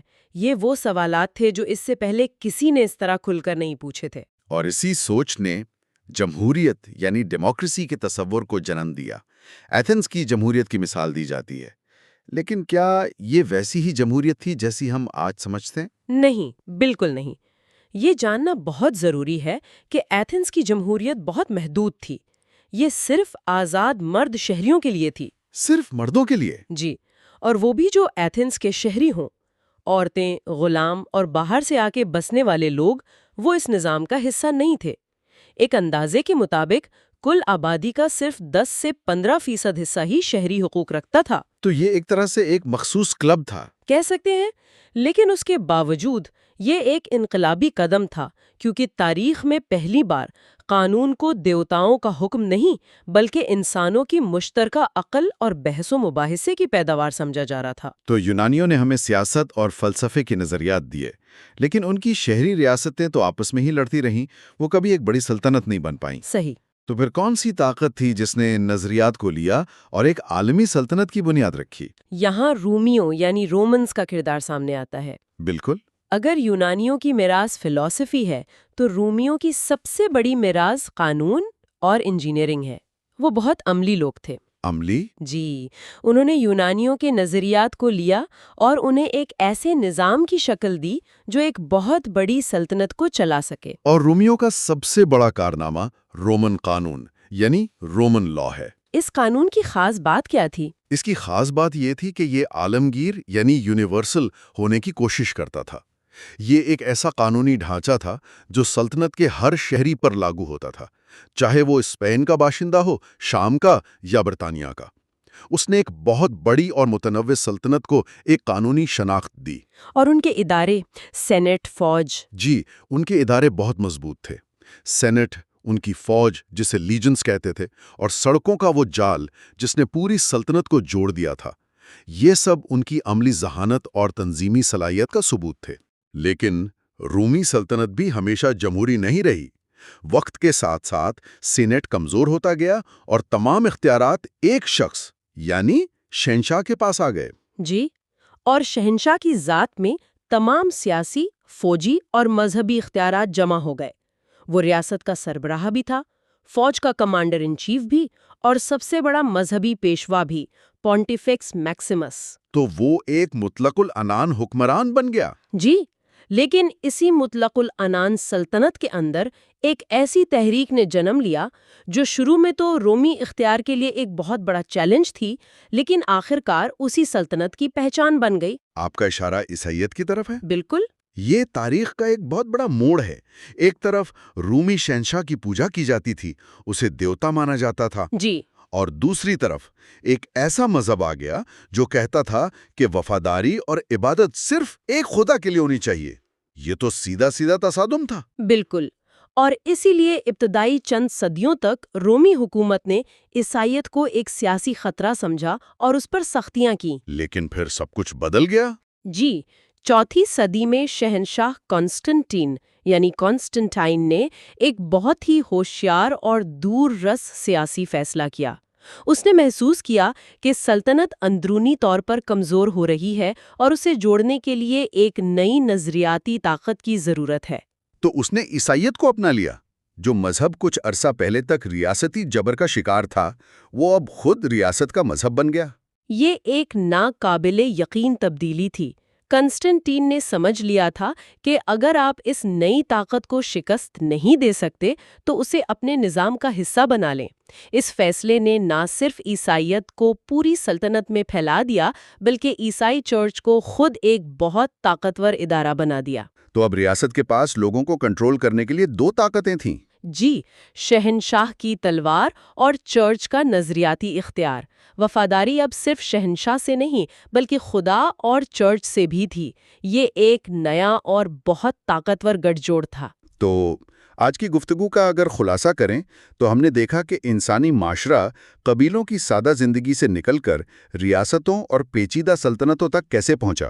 جی، ہم نے اختیار کی مختلف شکلیں دیکھی۔ کبھی یہ فرعون کی طرح خدائی تصور پر مبنی تھا، کبھی آشوریوں کی طرح خالص فوجی طاقت پر، اور کبھی رومیوں کی طرح قانون کی حکمرانی پر۔ بالکل، اور ان تمام تہذیبوں نے عظیم ادارے بنائے۔ مصر کی بیوروکریسی، حمورابی کا قانون، پارسی سلطنت کا انتظامی ڈھانچہ اور رومی سینٹ، یہ وہ بنیادیں تھیں جنہوں نے معاشروں کو استحکام بخشا اور انہیں آرام جیسی تعمیرات کرنے اور وسیع سلطنتیں چلانے کے قابل بنایا۔ جی، لیکن یہاں ایک گہرا تضاد بھی نظر آتا ہے نا؟ جن اداروں کو معاشرے میں نظم و ضبط قائم کرنے کے لیے بنایا گیا تھا، کیا وہی ادارے ظلم اور جبر کا ذریعہ بھی نہیں بنے؟ یہی اس کہانی کا دوسرا اور تاریک پہلو ہے۔ ان اداروں نے طاقت کو چند ہاتھوں میں بے مثال طریقے سے جمع کر دیا۔ فرعون کے پاس، شہنشاہ کے پاس، یا ایک چھوٹے سے حکمران طبقے کے پاس۔ اور جہاں طاقت ہوتی ہے، جہاں طاقت ایک جگہ مرکوز ہوتی ہے تو اس کے غلط استعمال کا خطرہ ہمیشہ موجود رہتا ہے۔ جن نظاموں نے عظیم تہذیبوں کو جنم دیا، انہی نظاموں کے اندر ان کی تباہی کے بیج بھی چھپے ہوئے تھے۔ تو یہاں ایک بہت اہم سوال پیدا ہوتا ہے۔ جیسے جیسے تہذیبیں ترقی کرتی گئیں اور ان کے ادارے زیادہ پیچیدہ ہوتے گئے، کیا ان کو چلانے والے نظام ہی، کیا وہ خود ہی لامحالہ ان اخلاقی اور تہذیبی تنازعات کا باعث بنے جنہوں نے آخرکار ان کی بنیادوں کو کھوکھلا کر دیا؟ یہ ایک ایسا سوال ہے جو ہمیں براہ راست اپنی اگلی گفتگو کی طرف لے جاتا ہے۔ معراج انسانیت پر ہماری اگلی گفتگو یعنی حصہ پنجم اسی موضوع پر ہوگی۔ ان عظیم تہذیبوں کے اندر پیدا ہونے والا اخلاقی زوال، طاقت کا غلط استعمال اور وہ گہرے فکری اور اخلاقی تضادات جو بالآخر ان کے زوال کا سبب بنے۔ ہمارے ساتھ ضرور شامل ہوئیے گا۔ اور پچھلے حصوں میں ہم نے دیکھا کہ کیسے انسانی تہذیبوں نے ارتقاء کی منزلیں طے کیں۔ بالکل، ہم نے مصر، ایران اور یونان جیسی عظیم تہذیبوں کی بات کی جنہوں نے علم، فنون اور معاشرت کی بنیادیں رکھیں۔ لیکن ایک سوال ہمیشہ ذہن میں آتا ہے کہ یہ عظیم سلطنتیں، یہ تہذیبیں آخر ختم کیوں ہو جاتی ہیں؟ یہ ایک بہت بڑا سوال ہے۔ تاریخ کی کتابیں اکثر ہمیں بیرونی حملہ آوروں اور آخری جنگوں کی کہانیاں سناتی ہیں، لیکن وہ پوری تصویر نہیں ہوتی، ہے نا؟ نہیں، بالکل نہیں۔ اور آج ہم معراج انسانیت کی روشنی میں اسی سوال کی تہ تک جائیں گے اور دیکھیں گے کہ مصنف کا استدلال کیا ہے۔ ان کے مطابق اصل مجرم اکثر باہر نہیں بلکہ آپ کہہ سکتے ہیں کہ تخت و تاج کے عالیشان کمروں اور عبادت گاہوں کے مقدس دالانوں میں چھپا ہوتا ہے۔ یعنی زوال کی وجہ اندرونی ہوتی ہے۔ جی، آج ہم دیکھیں گے کہ جب تہذیبیں اپنے عروج پر پہنچیں تو ان کے اندر وہ کون سے اخلاقی بحران پیدا ہوئے، وہ کون سی اندرونی کمزوریاں تھیں جنہوں نے ان کے زوال کی بنیاد رکھی۔ اور اس تجزیے کو سمجھنے کے لیے کتاب 3 اہم شعبوں پر توجہ مرکوز کرتی ہے۔ پہلا ہے طاقت کا غلط استعمال۔ اچھا، یعنی وہ طاقت جو عوام کی بھلائی کے لیے حاصل کی گئی تھی کیسے ذاتی خواہشات کی تکمیل کا ذریعہ بن گئی۔ اور دوسرا نقطہ؟ دوسرا ہے اخلاقیات اور اختیار کے درمیان تصادم، جب اصول صرف کتابوں میں رہ گئے اور حکمرانوں کے عمل ان کے بالکل الٹ ہو گئے۔ اور تیسرا؟ اور تیسرا اور شاید سب سے اہم، سماجی ناانصافی، یعنی کس طرح عدم مساوات ان معاشروں کے ڈھانچے کا ہی حصہ بن گئی۔ تو آئیے اس کی گہرائی میں اترتے ہیں۔ سب سے پہلے بات کرتے ہیں طاقت کے غلط استعمال کی۔ روم کا نام سنتے ہی ذہن میں اس کی عظیم فوج، اس کا مضبوط قانون، ایک بہت ہی منظم ریاست کا تصور آتا ہے۔ بالکل۔ یہ سوچنا بھی عجیب لگتا ہے کہ اتنی طاقتور سلطنت اندر سے کھوکھلی ہو سکتی ہے۔ مصنف اس تضاد کو کیسے بیان کرتے ہیں؟ آخر غلطی کہاں ہوئی؟ یہاں مصنف کا تجزیہ ہمیں ایک الگ زاویہ دکھاتا ہے۔ وہ کہتے ہیں کہ مسئلہ طاقت کے ہونے میں نہیں تھا بلکہ اس کے چند ہاتھوں میں مرتکز ہونے کے بعد پیدا ہونے والی لا تعلقی میں تھا۔ لا تعلقی؟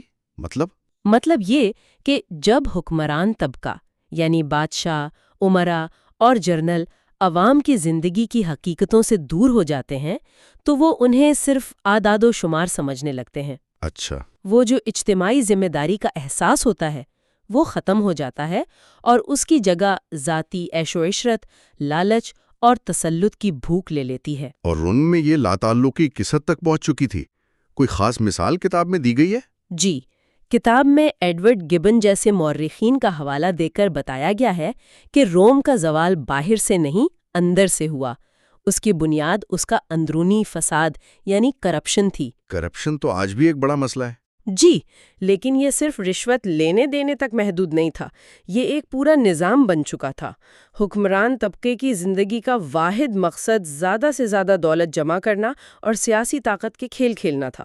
عوامی خدمت کا تصور ہی ختم ہو گیا تھا۔ یہ تو بڑی سطح کی باتیں ہیں، لیکن ایک عام رومی شہری کے لیے اس کا کیا مطلب تھا؟ اس کی روزمرہ کی زندگی پر اس کرپشن کا کیا اثر پڑ رہا تھا؟ اس کا اثر ہر سطح پر تھا۔ کتاب میں لکھا ہے کہ سرکاری عہدے باقاعدہ نیلام ہوتے تھے، انصاف عدالتوں میں بکتا تھا۔ ایک منٹ، یعنی آپ یہ کہہ رہی ہیں کہ جج بننے کے لیے بولی لگتی تھی؟ یہ تو ادارے کے وجود پر ہی سوال اٹھا دیتا ہے۔ بالکل، اور یہی مصنف کا نقطہ ہے۔ جب انصاف بکنے لگے تو ریاست کی بنیاد ہی ختم ہو جاتی ہے۔ اور فوج کا کیا حل تھا؟ فوج کی وفاداری ریاست کے بجائے اپنے جرنیلوں سے ہوتی تھی جو انہیں زیادہ مال غنیمت کا وعدہ کرتے۔ فوج ملک کی حفاظت کے بجائے سیاسی تختہ الٹنے کا ایک آلہ بن چکی تھی۔ تو پھر عوام کا کیا رد عمل تھا؟ کیا انہوں نے بغاوت نہیں کی؟ عوام کا حکومت، قانون اور ریاست پر سے اعتماد مکمل طور پر اٹھ گیا۔ معاشرہ اندر سے اتنا کھوکھلا ہو گیا کہ جب بیرونی حملہ آور آئے تو انہیں کسی خاص مزاحمت کا سامنا ہی نہیں کرنا پڑا۔ تو بیرونی حملہ تب بس آخری دھکا تھا۔ بالکل۔ یہاں مصنف کا اصل نقطہ یہ ہے کہ تہذیبیں باہر سے نہیں اندر سے مرتی ہیں۔ روم کی کہانی ایک انتباہ ہے۔ جب احتساب کا نظام ختم ہو جائے اور حکمراں عوام سے کٹ جائیں تو بڑی سے بڑی سلطنت بھی ریت کا گھروندہ بن جاتی ہے۔ یہ بہت گہری بات ہے۔ کیا طاقت کے اس طرح غلط استعمال کی کوئی اور مثال بھی کتاب میں موجود ہے؟ جی، قدیم ایران کی مثال بھی بہت واضح ہے۔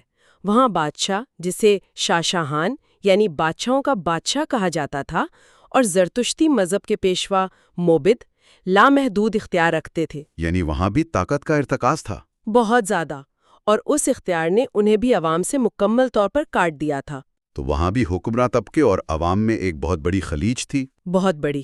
ایک طرف حکمرانوں کی زندگی ناقابل تصور عیش و عشرت میں گزر رہی تھی، اور دوسری طرف عام کسان اور مزدور غربت اور استحصال کا شکار تھے۔ اچھا۔ کتاب اس نقطے پر زور دیتی ہے کہ جب تمام وسائل صرف ایک چھوٹے سے طبقے کی خدمت کے لیے استعمال ہونے لگے تو معاشرے کی مجموعی ترقی رک جاتی ہے۔ اور مذہب کا کیا کردار تھا وہاں؟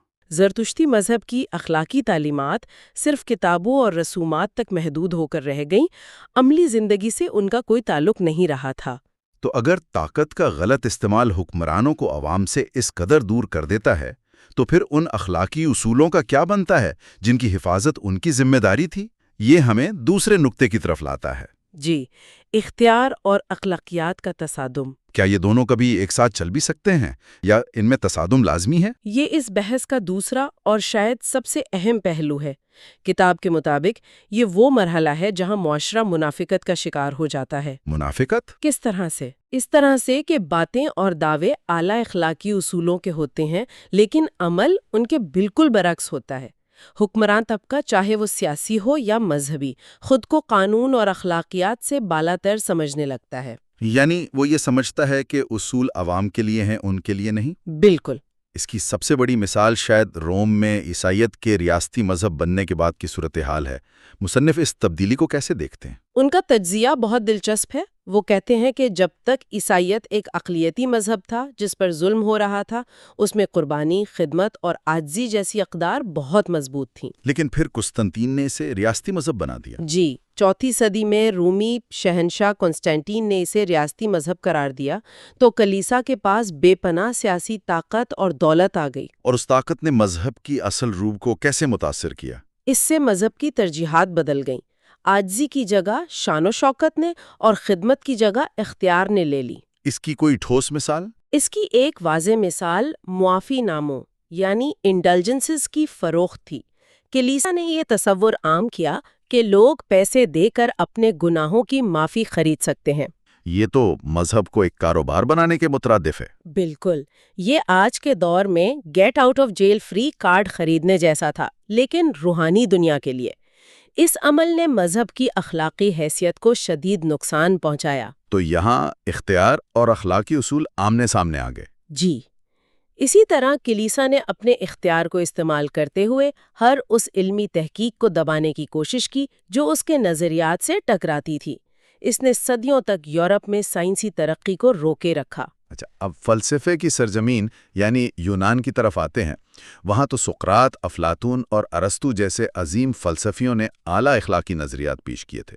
کیا وہاں اخلاقیات اور اختیار میں ہم آہنگی تھی؟ یونان کی کہانی بھی تضادات سے بھری ہوئی ہے۔ کتاب یہ واضح کرتی ہے کہ ان عظیم فلسفیوں کے نظریات کے باوجود یونانی معاشرے کا عملی ڈھانچہ ان کی عکاسی نہیں کرتا تھا۔ اس کی سب سے المناک مثال تو خود سقراط کی زندگی ہے، بالکل، جسے خود ایتھنز کی جمہوری حکومت نے موت کی سزا سنائی۔ جی، سچ بولنے اور نوجوانوں کو سوال کرنا سکھانے کے جرم میں۔ جس معاشرے نے فلسفے کو جنم دیا، اسی نے اپنے سب سے بڑے فلسفی کو مار ڈالا۔ یہ اختیار اور اخلاقیات کے درمیان تصادم کی ایک بہترین مثال ہے۔ یہ واقعی ایک بہت بڑا تضاد ہے۔ اس کے علاوہ کتاب ایک اور دلچسپ نقطہ اٹھاتی ہے کہ یونانی دیوتاؤں کی کہانیاں خود انسانی کمزوریوں سے بھری ہوئی تھیں، جیسے حسد، غصہ، دھوکہ۔ جی، تو جب آپ کے دیوتا ہی اخلاقی طور پر کامل نہ ہوں تو ان کی بنیاد پر قائم ہونے والا ریاستی اختیار اپنی اخلاقی برتری کا دعویٰ کیسے کر سکتا ہے؟ لیکن کیا مصنف یونان پر کچھ زیادہ سخت تنقید نہیں کر رہے؟ آخرکار غلامی تو اس دور میں ہر جگہ تھی۔ کیا ہمیں یونان کو اس کے اپنے وقت کے معیار سے نہیں دیکھنا چاہیے؟ یہ ایک بہت اہم سوال ہے۔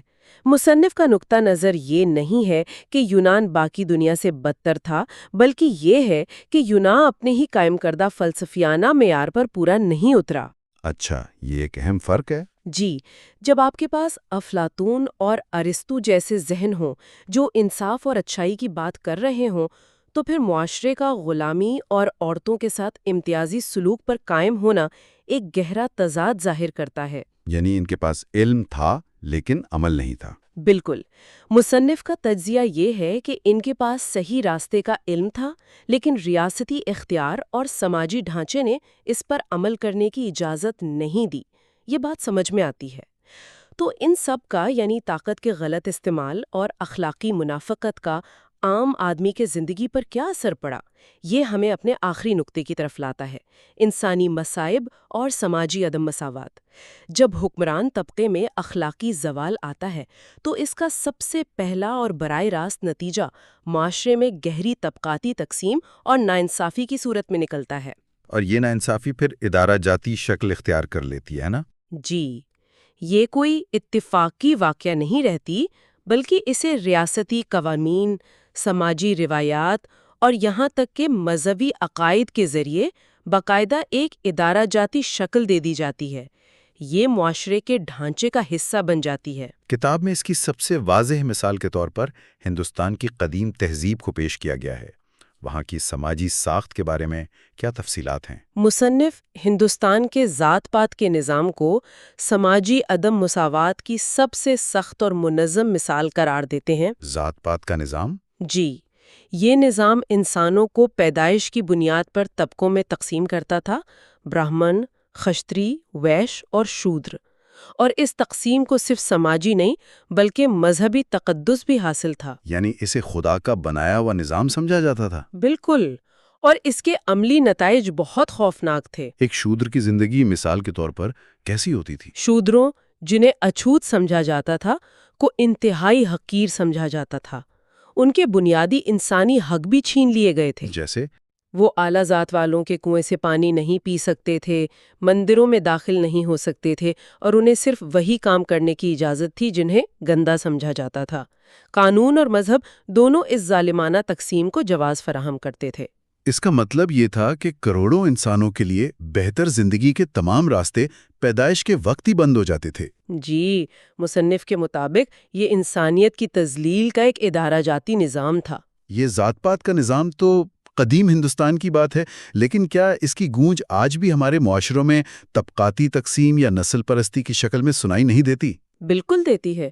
مصنف کا مقصد صرف تاریخ بیان کرنا نہیں بلکہ ان نمونوں، ان پیٹرنز کی نشاندہی کرنا ہے جو بار بار دہرائے جاتے ہیں۔ صحیح۔ ذات پات کا نظام اپنی نوعیت میں انتہا پر تھا، لیکن پیدائش کی بنیاد پر انسانوں میں تفریق کا خیال بہت سی تہذیبوں میں کسی نہ کسی شکل میں موجود رہا ہے۔ جیسے یونان میں، جسے جمہوریت کا گہوارہ کہا جاتا ہے۔ جی، مصنف اس تصور کو بھی چیلنج کرتے ہیں۔ وہ بتاتے ہیں کہ یونان کی جمہوریت صرف ایک بہت محدود طبقے کے آزاد مردوں کے لیے تھی۔ اور باقی آبادی؟ معاشرے کی ایک بہت بڑی اکثریت غلاموں پر مشتمل تھی، جن کے کوئی شہری یا سیاسی حقوق نہیں تھے۔ حتیٰ کہ ارسطو جیسے فلسفی بھی غلامی کو جائز سمجھتے تھے۔ جی، وہ غلامی کو ایک فطری اور ضروری ادارہ سمجھتے تھے۔ خواتین کو بھی عوامی زندگی سے مکمل طور پر الگ رکھا گیا تھا، ان کی حیثیت مردوں سے بہت کم تھی۔ تو یہ جمہوریت انتہائی محدود اور امتیازی تھی۔ اور اسلام سے پہلے عرب کی کیا صورتحال تھی؟ کتاب کے مطابق وہاں کا معاشرہ شدید قبائلی عصبیت پر قائم تھا۔ انصاف اور تحفظ اس بات پر تھا کہ آپ کا تعلق کس قبیلے سے ہے۔ یعنی جس کی لاٹھی اس کی بھینس والا معاملہ تھا۔ بالکل، کمزور قبائل اور افراد ہمیشہ طاقتوروں کے رحم و کرم پر ہوتے تھے۔ کوئی مرکزی قانون یا ریاست نہیں تھی جو سب کو انصاف دے سکے۔ اور سماجی طور پر؟ عورتوں کا معاشرے میں کوئی خاص مقام نہیں تھا، وراثت میں ان کا کوئی حصہ نہیں تھا، اور بعض قبائل میں بیٹیوں کو زندہ دفن کرنے جیسی وحشیانہ رسومات بھی تھیں۔ اور معاشی نظام؟ معاشی نظام سود اور غلامی پر چلتا تھا، جس نے غریب کو مزید غریب بنا دیا۔ یہ ایک ایسا معاشرہ تھا جہاں طاقت ہی حق تھی۔ تو آج کی گفتگو کا اگر ہم خلاصہ کریں تو ہم نے مصنف کے تجزیے کی روشنی میں یہ دیکھا کہ کس طرح بظاہر عظیم تہذیبیں اپنے عروج پر پہنچ کر اندرونی تضادات کا شکار ہو گئیں۔ جی، اور یہ تضادات ان کے بنیادوں کو کھوکھلا کر رہے تھے۔ طاقت کے ارتکاز نے اخلاقی زوال پیدا کیا، اختیار اور اخلاقی اصولوں میں تصادم ہوا، اور اس سب کا بوجھ عام انسانوں کو سماجی ناانصافی کی صورت میں اٹھانا پڑا۔ روم کی کرپشن سے لے کر ہندوستان کے ذات پات کے نظام تک یہ مسائل کسی ایک خطے تک محدود نہیں تھے، یہ ایک طرح کا انسانی بحران تھا۔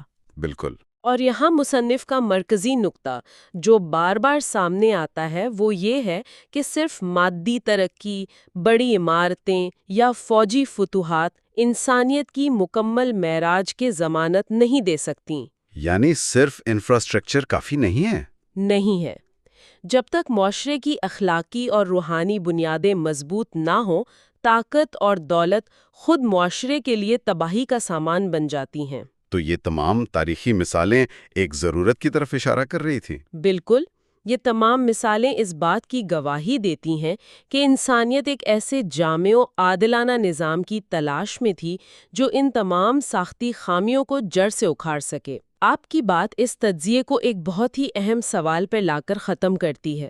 اگر قدیم دنیا کی یہ تمام بڑی تہذیبیں ان بنیادی انسانی اور اخلاقی مسائل کا کوئی قابل قبول حل پیش کرنے میں ناکام رہیں، جی، تو پھر انسانیت کی اخلاقی معراج کا حقیقی راستہ کیا ہے؟ کیا تاریخ کا سفر یہیں ختم ہو جاتا ہے یا پھر کوئی نیا باب شروع ہونے والا تھا؟ اور اسی بنیادی سوال کا جواب اس کتاب کا مرکزی موضوع ہے۔ مصنف نے یہ تمام تاریخی پس منظر صرف اس لیے بیان کیا ہے تاکہ وہ اس خلا کو واضح کر سکیں جسے پر کرنے کی ضرورت تھی۔ اچھا، معراج انسانیت کے اگلے اور آخری حصہ یعنی حصہ ششم میں ہم مصنف کے حتمی تجزیے کا جائزہ لیں گے۔ تو اگلے حصے میں کتاب کا نتیجہ سامنے آئے گا۔ جی، اس میں وہ اس سوال کا جواب دیں گے کہ انسانیت کی اخلاقی ذمہ داری کیا ہے، اس کی معراج کا راستہ کیا ہے اور مستقبل کی سمت کے بارے میں ان کا حتمی نقطہ نظر کیا ہے۔ یہ اس سلسلے کی سب سے اہم گفتگو ہوگی، اسے ضرور سنیے گا۔ پچھلے 5 حصوں میں ہم نے مصنف غلام احمد پرویز کے ساتھ انسانی تاریخ کا ایک بہت طویل، بہت گہرا سفر طے کیا ہے۔ جی، قدیم تہذیبوں کے عروج و زوال سے لے کر مذاہب کے ارتقاء اور بالآخر اسلام کے ظہور تک۔ اور آج ہم اس سفر کے آپ کہہ سکتے ہیں کہ بالکل اختتام پر کھڑے ہیں۔ جی ہاں، اب تک کی گئی تمام تاریخی اور فلسفیانہ بحث کے بعد آج ہم مصنف کے حتمی نتائج پر بات کریں گے۔ یعنی اس پوری کتاب کا نچوڑ کیا ہے؟ بالکل، انسانیت کے لیے آخری پیغام کیا ہے، مصنف ہمیں کہاں لا کر چھوڑتے ہیں۔ ٹھیک ہے، تو آئیے اس گتھی کو سلجھاتے ہیں کہ مصنف کے نزدیک انسانی اخلاقی ذمہ داری کا اصل مطلب کیا ہے، تاریخ کے اس لمبے چوڑے تجزیے سے ہمیں کیا سبق ملتا ہے، اور سب سے اہم سوال، ان سب کی روشنی میں انسانیت کا مستقبل کیسا نظر آتا ہے۔ بالکل، تو آئیے مصنف کی اخلاقی ذمہ داری کی تعریف سے شروع کرتے ہیں۔ جی، جب میں ایک کتاب کی فہرست پر نظر ڈالتا ہوں تو کچھ عنوانات ہیں جیسے نظام مملکت، پھر معاشی زندگی اور درون خانہ۔ ان کو دیکھ کر مجھے یہ احساس ہوتا ہے کہ مصنف کے نزدیک اخلاقیات صرف ذاتی نیکی یا ایک اچھا انسان ہونے کا نام نہیں ہے۔ آپ نے بالکل صحیح پکڑا ہے۔ یہ اس سے کہیں زیادہ بڑی چیز لگتی ہے۔ جی، یہی اس کتاب کے مرکزی دلائل میں سے ایک ہے۔ مصنف کے مطابق انفرادی اخلاقیات اگرچہ اہم ہے، لیکن وہ ایک ناقص نظام میں پوری طرح پنپ نہیں سکتی۔ اچھا، حقیقی اخلاقی ذمہ داری صرف ایک اجتماعی نظام میں ہی اپنے کمال کو پہنچتی ہے۔ یعنی فرد کی نیکی نظام کے بغیر ادھوری ہے؟ ایک طرح سے جی، وہ کہتی ہیں کہ ایک مثالی معاشرے کی بنیاد انسانی حاکمیت پر نہیں بلکہ خدا کی حاکمیت پر ہوتی ہے۔ ٹھیک ہے، اور اس ایک نقطے سے ذمہ داری کا پورا تصور ہی بدل جاتا ہے۔ ایک منٹ، لیکن کیا اس نظریے میں ایک تضاد نہیں؟ اگر نظام ہی سب کچھ ہے تو کیا فرد کی ذاتی نیکی اور اس کی نیت کی کوئی اہمیت نہیں رہ جاتی؟ نہیں، یہ بہت اہم سوال ہے۔ مصنف کے مطابق کیا ایک برا انسان جو ایک اچھے نظام کے اندر رہ رہا ہے اس اچھے انسان سے بہتر ہے جو ایک ناقص نظام میں جی رہا ہو؟ دیکھیں، مصنف فرد کی نیت کو رد نہیں کرتی، لیکن وہ دلیل دیتی ہیں کہ نظام جو ہے وہ فرد کے لیے ایک ماحول فراہم کرتا ہے، ایک آپریٹنگ سسٹم کی طرح۔ آپریٹنگ سسٹم، یہ دلچسپ مثال ہے۔ جی، اسے اس طرح سمجھیں کہ ایک بہت اچھا اور جدید ترین کمپیوٹر پروگرام بھی ایک پرانے اور ناکارہ آپریٹنگ سسٹم پر ٹھیک سے نہیں چل سکتا۔ صحیح۔ مصنف کے نزدیک انسانیت نے تاریخ میں جو بھی نظام بنائے وہ سب ناقص آپریٹنگ سسٹم تھے جو بہترین نیت رکھنے والے افراد کو بھی اپنی پوری صلاحیت کے مطابق کام کرنے سے روکتے تھے۔ تو ان کا زور پہلے آپریٹنگ سسٹم یعنی معاشرتی نظام کو ٹھیک کرنے پر ہے۔ بالکل، پہلے ماحول کو درست کرنا ہوگا۔ ٹھیک ہے، تو یہ آپریٹنگ سسٹم کیسا ہوگا؟ کتاب میں ایک اصطلاح استعمال ہوئی ہے، مرکز ملت۔ یہ کیا چیز ہے؟ اور پرانے قوانین کو بدلنا ہے، وہ خود حاکم ہے۔ جی بالکل. لیکن مصنف کا پیش کردہ مرکز ملت قانون بنانے والا ادارہ نہیں ہے، بلکہ قانون نافذ کرنے والا ادارہ ہے۔ اچھا، یہ تو بہت بڑا فرق ہے. جی، اس کا کام پہلے سے موجود ایک مستقل آئین یعنی قرآن کی تشریح اور اس کا اطلاق کرنا ہے۔ وہ قانون ایجاد نہیں کر سکتا۔ تو حاکمیت انسانوں کے ہاتھ میں رہی ہی نہیں؟ بالکل نہیں۔ یہ حاکمیت کا پورا تصور ہی بدل دیتا ہے، جہاں حاکمیت انسانوں کے ہاتھ سے نکل کر ایک مستقل ضابطے کے پاس چلی جاتی ہے۔ یہ تو ایک بہت بڑا دعویٰ ہے. یعنی یہ کہنا کہ تمام انسانی نظام بشمول جدید جمہوریت بنیادی طور پر ناقص ہیں. جی، ان کے نزدیک وہ ناقص ہیں۔ کیا کتاب کوئی ٹھوس مثال دیتی ہے کہ کیسے ایک نیک نیتی پر مبنی جمہوری نظام بھی وہاں ناکام ہو جاتا ہے جہاں یہ مجوزہ نظام کامیاب رہے گا؟ بالکل۔ مصنف کا موقف ہے کہ ہر انسانی نظام میں، چاہے وہ بادشاہت ہو یا جمہوریت، طاقت کا مرکز بالآخر ایک انسانی گروہ کے پاس ہوتا ہے۔ اور جہاں انسان حاکم ہو، وہاں اس کے ذاتی یا گروہی مفادات لامحالہ فیصلے پر اثر انداز ہوتے ہیں۔ لیکن جمہوریت میں تو عوام کی حکومت ہوتی ہے۔ بظاہر، لیکن عملاً کیا ہوتا ہے؟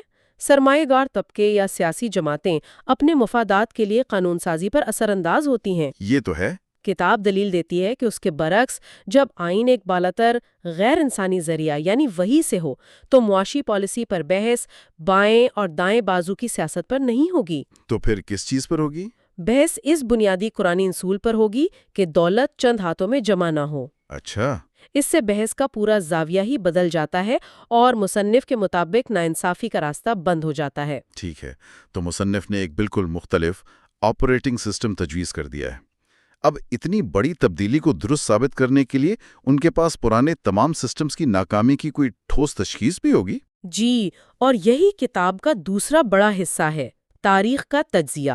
تو تاریخ کے اس طویل سفر سے جو کتاب میں بیان کیا گیا ہے، آخری سبق کیا نکلتا ہے؟ یہاں جو چیز سب سے زیادہ دلچسپ ہے وہ یہ ہے کہ مصنف انسانی تاریخ کو میڈیکل ٹرائلز کی ایک ناکام سیریز کے طور پر دیکھتی ہیں۔ Medical trials? جی، ان کے مطابق ہر تہذیب، چاہے وہ بابل ہو، مصر ہو، یونان ہو یا روم، جی، وہ معاشراتی بیماریوں جیسے ناانصافی اور طبقاتی تقسیم کا علاج ایجاد کرنے کی کوشش کرتی رہی ہے، لیکن وہ سب صرف علامات کا علاج کر رہی تھیں، بیماری کی اصل جڑ کا نہیں۔ اور وہ اصل جڑ کیا ہے؟ اصل جڑ ہے انسانی حاکمیت کا تصور۔ وہی نقطہ پھر سے آ گیا۔ جی، کیونکہ یہی مرکزی نقطہ ہے۔ مصنف کے مطابق جب بھی انسانوں نے خود کو حاکم اعلیٰ سمجھ کر قوانین بنائے، نتیجہ ہمیشہ طاقتور کے حق میں اور کمزور کے خلاف نکلا۔ دولت چند ہاتھوں میں جمع ہوتی گئی، معاشرہ طبقات میں بٹ گیا اور اندرونی اخلاقی کمزوریوں کی وجہ سے وہ عظیم تہذیبیں بھی زمین بوس ہو گئیں۔ تو تاریخ کا سبق یہ ہے کہ انسان یہ کام خود نہیں کر سکتا۔ بار بار یہی سبق دہرایا گیا ہے کہ انسان اپنے لیے ایک منصفانہ اور پائیدار ضابطۂ حیات بنانے کی اہلیت نہیں رکھتا۔ تو تاریخ ایک طرح سے بیماری کی تشخیص کر رہی ہے۔ وہ بتا رہی ہے کہ انسانی عقل سے بنائے گئے تمام نظام عارضی اور ناقص ثابت ہوئے ہیں۔ بالکل۔ کیا یہی وہ نقطہ ہے جہاں مصنف ایک خدائی ضابطے کو حتمی حل کے طور پر پیش کرتے ہیں؟ جی بالکل، یہی ان کا مرکزی استدلال ہے۔ وہ تاریخ کے اسباب کو اس نتیجے پر پہنچنے کے لیے استعمال کرتی ہیں کہ انسانیت کو ایک ایسے ضابطے کی ضرورت ہے جو انسانی خامیوں، تعصبات اور مفادات سے پاک ہو۔ اور پیغمبر اسلام کی آمد کو وہ اس سلسلے کی کڑی کے طور پر دیکھتے ہیں۔ وہ اسے اس سلسلے کا اختتام اور ایک نیا آغاز قرار دیتی ہیں۔ کتاب میں ان کی آمد کو ایک ایسے انقلاب کے طور پر پیش کیا گیا ہے جو تاریخ کے اس چکر کو توڑتا ہے۔ اچھا، یہ دوسرے انقلابات سے کیسے مختلف ہے، جیسے فرانس یا روس کا انقلاب؟ بہت مختلف۔ وہ انقلابات ایک انسانی نظام کو دوسرے انسانی نظام سے بدل دیتے ہیں۔ بادشاہت کی جگہ جمہوریت یا کمیونزم آ گیا، لیکن حاکمیت انسانوں کے پاس ہی رہی۔ صحیح۔ جبکہ یہ انقلاب مصنف کے مطابق انسانی حاکمیت کے پورے تصور کو ختم کر کے خدائی حاکمیت کا نظام قائم کرتا ہے۔ اور اسی سے ختم نبوت کا تصور جڑتا ہے۔ ٹھیک ہے۔ جی، زیادہ تر لوگ ختم نبوت کو ایک مذہبی عقیدے کے طور پر جانتے ہیں، لیکن ایسا لگتا ہے کہ مصنف اسے ایک بہت بڑے سماجی اور سیاسی تناظر میں دیکھ رہے ہیں۔ جی ہاں، یہ ایک بہت ہی اہم نقطہ ہے۔ مصنف کے نقطۂ نظر سے ختم نبوت کا مطلب صرف یہ نہیں کہ پیغمبروں کی آمد کا سلسلہ ختم ہو گیا۔ تو پھر کیا ہے؟ بلکہ اس کا مطلب یہ ہے کہ انسانیت کی رہنمائی کا ارتقائی سفر مکمل ہو چکا ہے۔ مکمل ہو چکا ہے؟ جی، اب انسان کو اپنی سماجی، معاشی اور سیاسی زندگی گزارنے کے لیے ایک دائمی اور مکمل ضابطۂ حیات دے دیا گیا ہے۔ تو تاریخ کا سب سے بڑا سبق یہی ہے کہ ہزاروں سال کی ناکام کوششوں کے بعد ان مسائل کا حتمی اور مکمل حل اب فراہم کر دیا گیا ہے۔ اب مزید کسی نئے نظام یا نئے پیغمبر کی ضرورت نہیں۔ تو ٹھیک ہے، تاریخ نے بیماری کی تشخیص کی اور ایک خدائی ضابطے کو حتمی علاج کے طور پر پیش کیا گیا۔ جی۔ اس سے سب سے بڑا سوال پیدا ہوتا ہے، اب آگے کیا؟ اس تمام تجزیے کے بعد کتاب انسانیت کے مستقبل کے بارے میں کیا کہتی ہے؟ کیا وہ ایک پرامید تصویر پیش کرتی ہے یا مایوس کن؟ مصنف یہاں ایک آپ کہہ سکتی ہیں ایک مشروط نتیجہ پیش کرتی ہیں۔ مشروط؟ جی، وہ کوئی سادہ امید یا مایوسی نہیں دیتی۔ کتاب کے آخری ابواب خاص طور پر معراج انسانیت اور ختم نبوت سے متعلق یہ واضح کرتے ہیں کہ انسانیت کو ایک منصفانہ اور پائیدار معاشرے کا مکمل نقشہ دے دیا گیا ہے۔ بلو پرنٹ دے دیا گیا ہے؟ بالکل۔ اب مستقبل کا انحصار اس بات پر ہے کہ انسانیت اس نقشے کو اپناتی ہے یا نہیں۔ یہ کوئی پیشگوئی نہیں بلکہ ایک انتخاب ہے۔ تو یہ کوئی تقدیر کا لکھا نہیں ہے کہ ایسا ہو کے رہے گا، نہیں، بلکہ یہ ایک لائحہ عمل ہے کہ اگر انسانیت اپنی معراج تک پہنچنا چاہتی ہے تو اسے کیا کرنا ہوگا۔ بالکل درست۔ یہ تصور بہت دلچسپ ہے کہ معراج کوئی آسمانی سفر نہیں بلکہ زمینی حقیقت ہے۔ جی، مصنف کا حتمی پیغام یہی ہے کہ انسانیت کی معراج کوئی روحانی یا خیالی تصور نہیں ہے، بلکہ ایک سماجی، معاشی اور سیاسی حقیقت ہے جسے اس قرآنی نظام کے نفاذ کے ذریعے اسی دنیا میں حاصل کیا جا سکتا ہے۔ کیسا معاشرہ ہوگا وہ؟ ایک ایسا معاشرہ جہاں کوئی انسان کسی دوسرے انسان کا محتاج نہ ہو، جہاں ریاست ہر شہری کی بنیادی ضروریات کی ضامن ہو اور جہاں قانون کی نظر میں سب برابر ہوں۔ تو انسانیت کا مستقبل ایک دوراہے پر کھڑا ہے۔ جی، ایک انتخاب پر منحصر ہے۔ لیکن یہ ایک بہت مثالی تصویر لگتی ہے تو صحیح۔ کیا مصنف اس بات پر بھی روشنی ڈالتے ہیں کہ آج کی اس پیچیدہ اور عالمگیر دنیا میں اس نقشے پر عمل درآمد کیسے کیا جا سکتا ہے؟ یعنی نقشے کو اپنانے کا عملی مطلب کیا ہے؟ پہلا قدم کیا ہوگا؟ کتاب عملی تفصیلات سے زیادہ نظریاتی بنیادوں پر زور دیتی ہے۔ اچھا۔ مصنف کا کہنا ہے کہ پہلا قدم ذہنی انقلاب ہے۔ ذہنی انقلاب؟ جی، جب تک انسانیت یہ تسلیم نہیں کر لیتی کہ اس کے اپنے بنائے ہوئے نظام ناکام ہو چکے ہیں اور حل کہیں اور موجود ہے، تب تک عملی اقدامات ممکن نہیں۔ تو پہلے سوچ کو بدلنا ہوگا۔ پہلے سوچ کو۔ کتاب کا اختتام اسی خیال پر ہوتا ہے، جیسا کہ فہرست کے آخری عنوان سے ظاہر ہے، انسانیوں کا مستقبل وحی کے ساتھ وابستہ ہے۔ یعنی کوئی تیسرا راستہ نہیں ہے؟ ان کے نزدیک انسانیت کی بقا اور حقیقی ترقی کا واحد راستہ وحی سے وابستگی ہے، ورنہ تاریخ کا وہی پرانا چکر دہرایا جاتا رہے گا جس میں تہذیبیں بنتی اور مٹی رہیں گی۔ تو اس ساری گفتگو کا نچوڑ کیا نکلا؟ معراج انسانیت پر ہمارے اس تفصیلی جائزے کے اختتام پر ہم دیکھتے ہیں کہ مصنف کا بیانیہ تاریخ کے ایک وسیع جائزے سے شروع ہوتا ہے۔ جی، اور ایک بہت واضح اور دو ٹوک نتیجے پر پہنچتا ہے۔ اور وہ نتیجہ یہ ہے کہ انسانیت کا سماجی اور اخلاقی ارتقاء اپنی انتہا کو انسانی فلسفے یا تجربات سے نہیں بلکہ ایک خدائی ضابطے کی پیروی سے پہنچتا ہے۔ جی، اس کتاب کا بنیادی پیغام یہی ہے کہ تاریخ وہ سوالات اٹھاتی ہے جن کا حتمی جواب مصنف کے مطابق وہی فراہم کرتی ہے۔ تو یہ کتاب دراصل ایک دلیل ہے۔ جی، یہ پوری کتاب اس بات پر ایک منظم دلیل ہے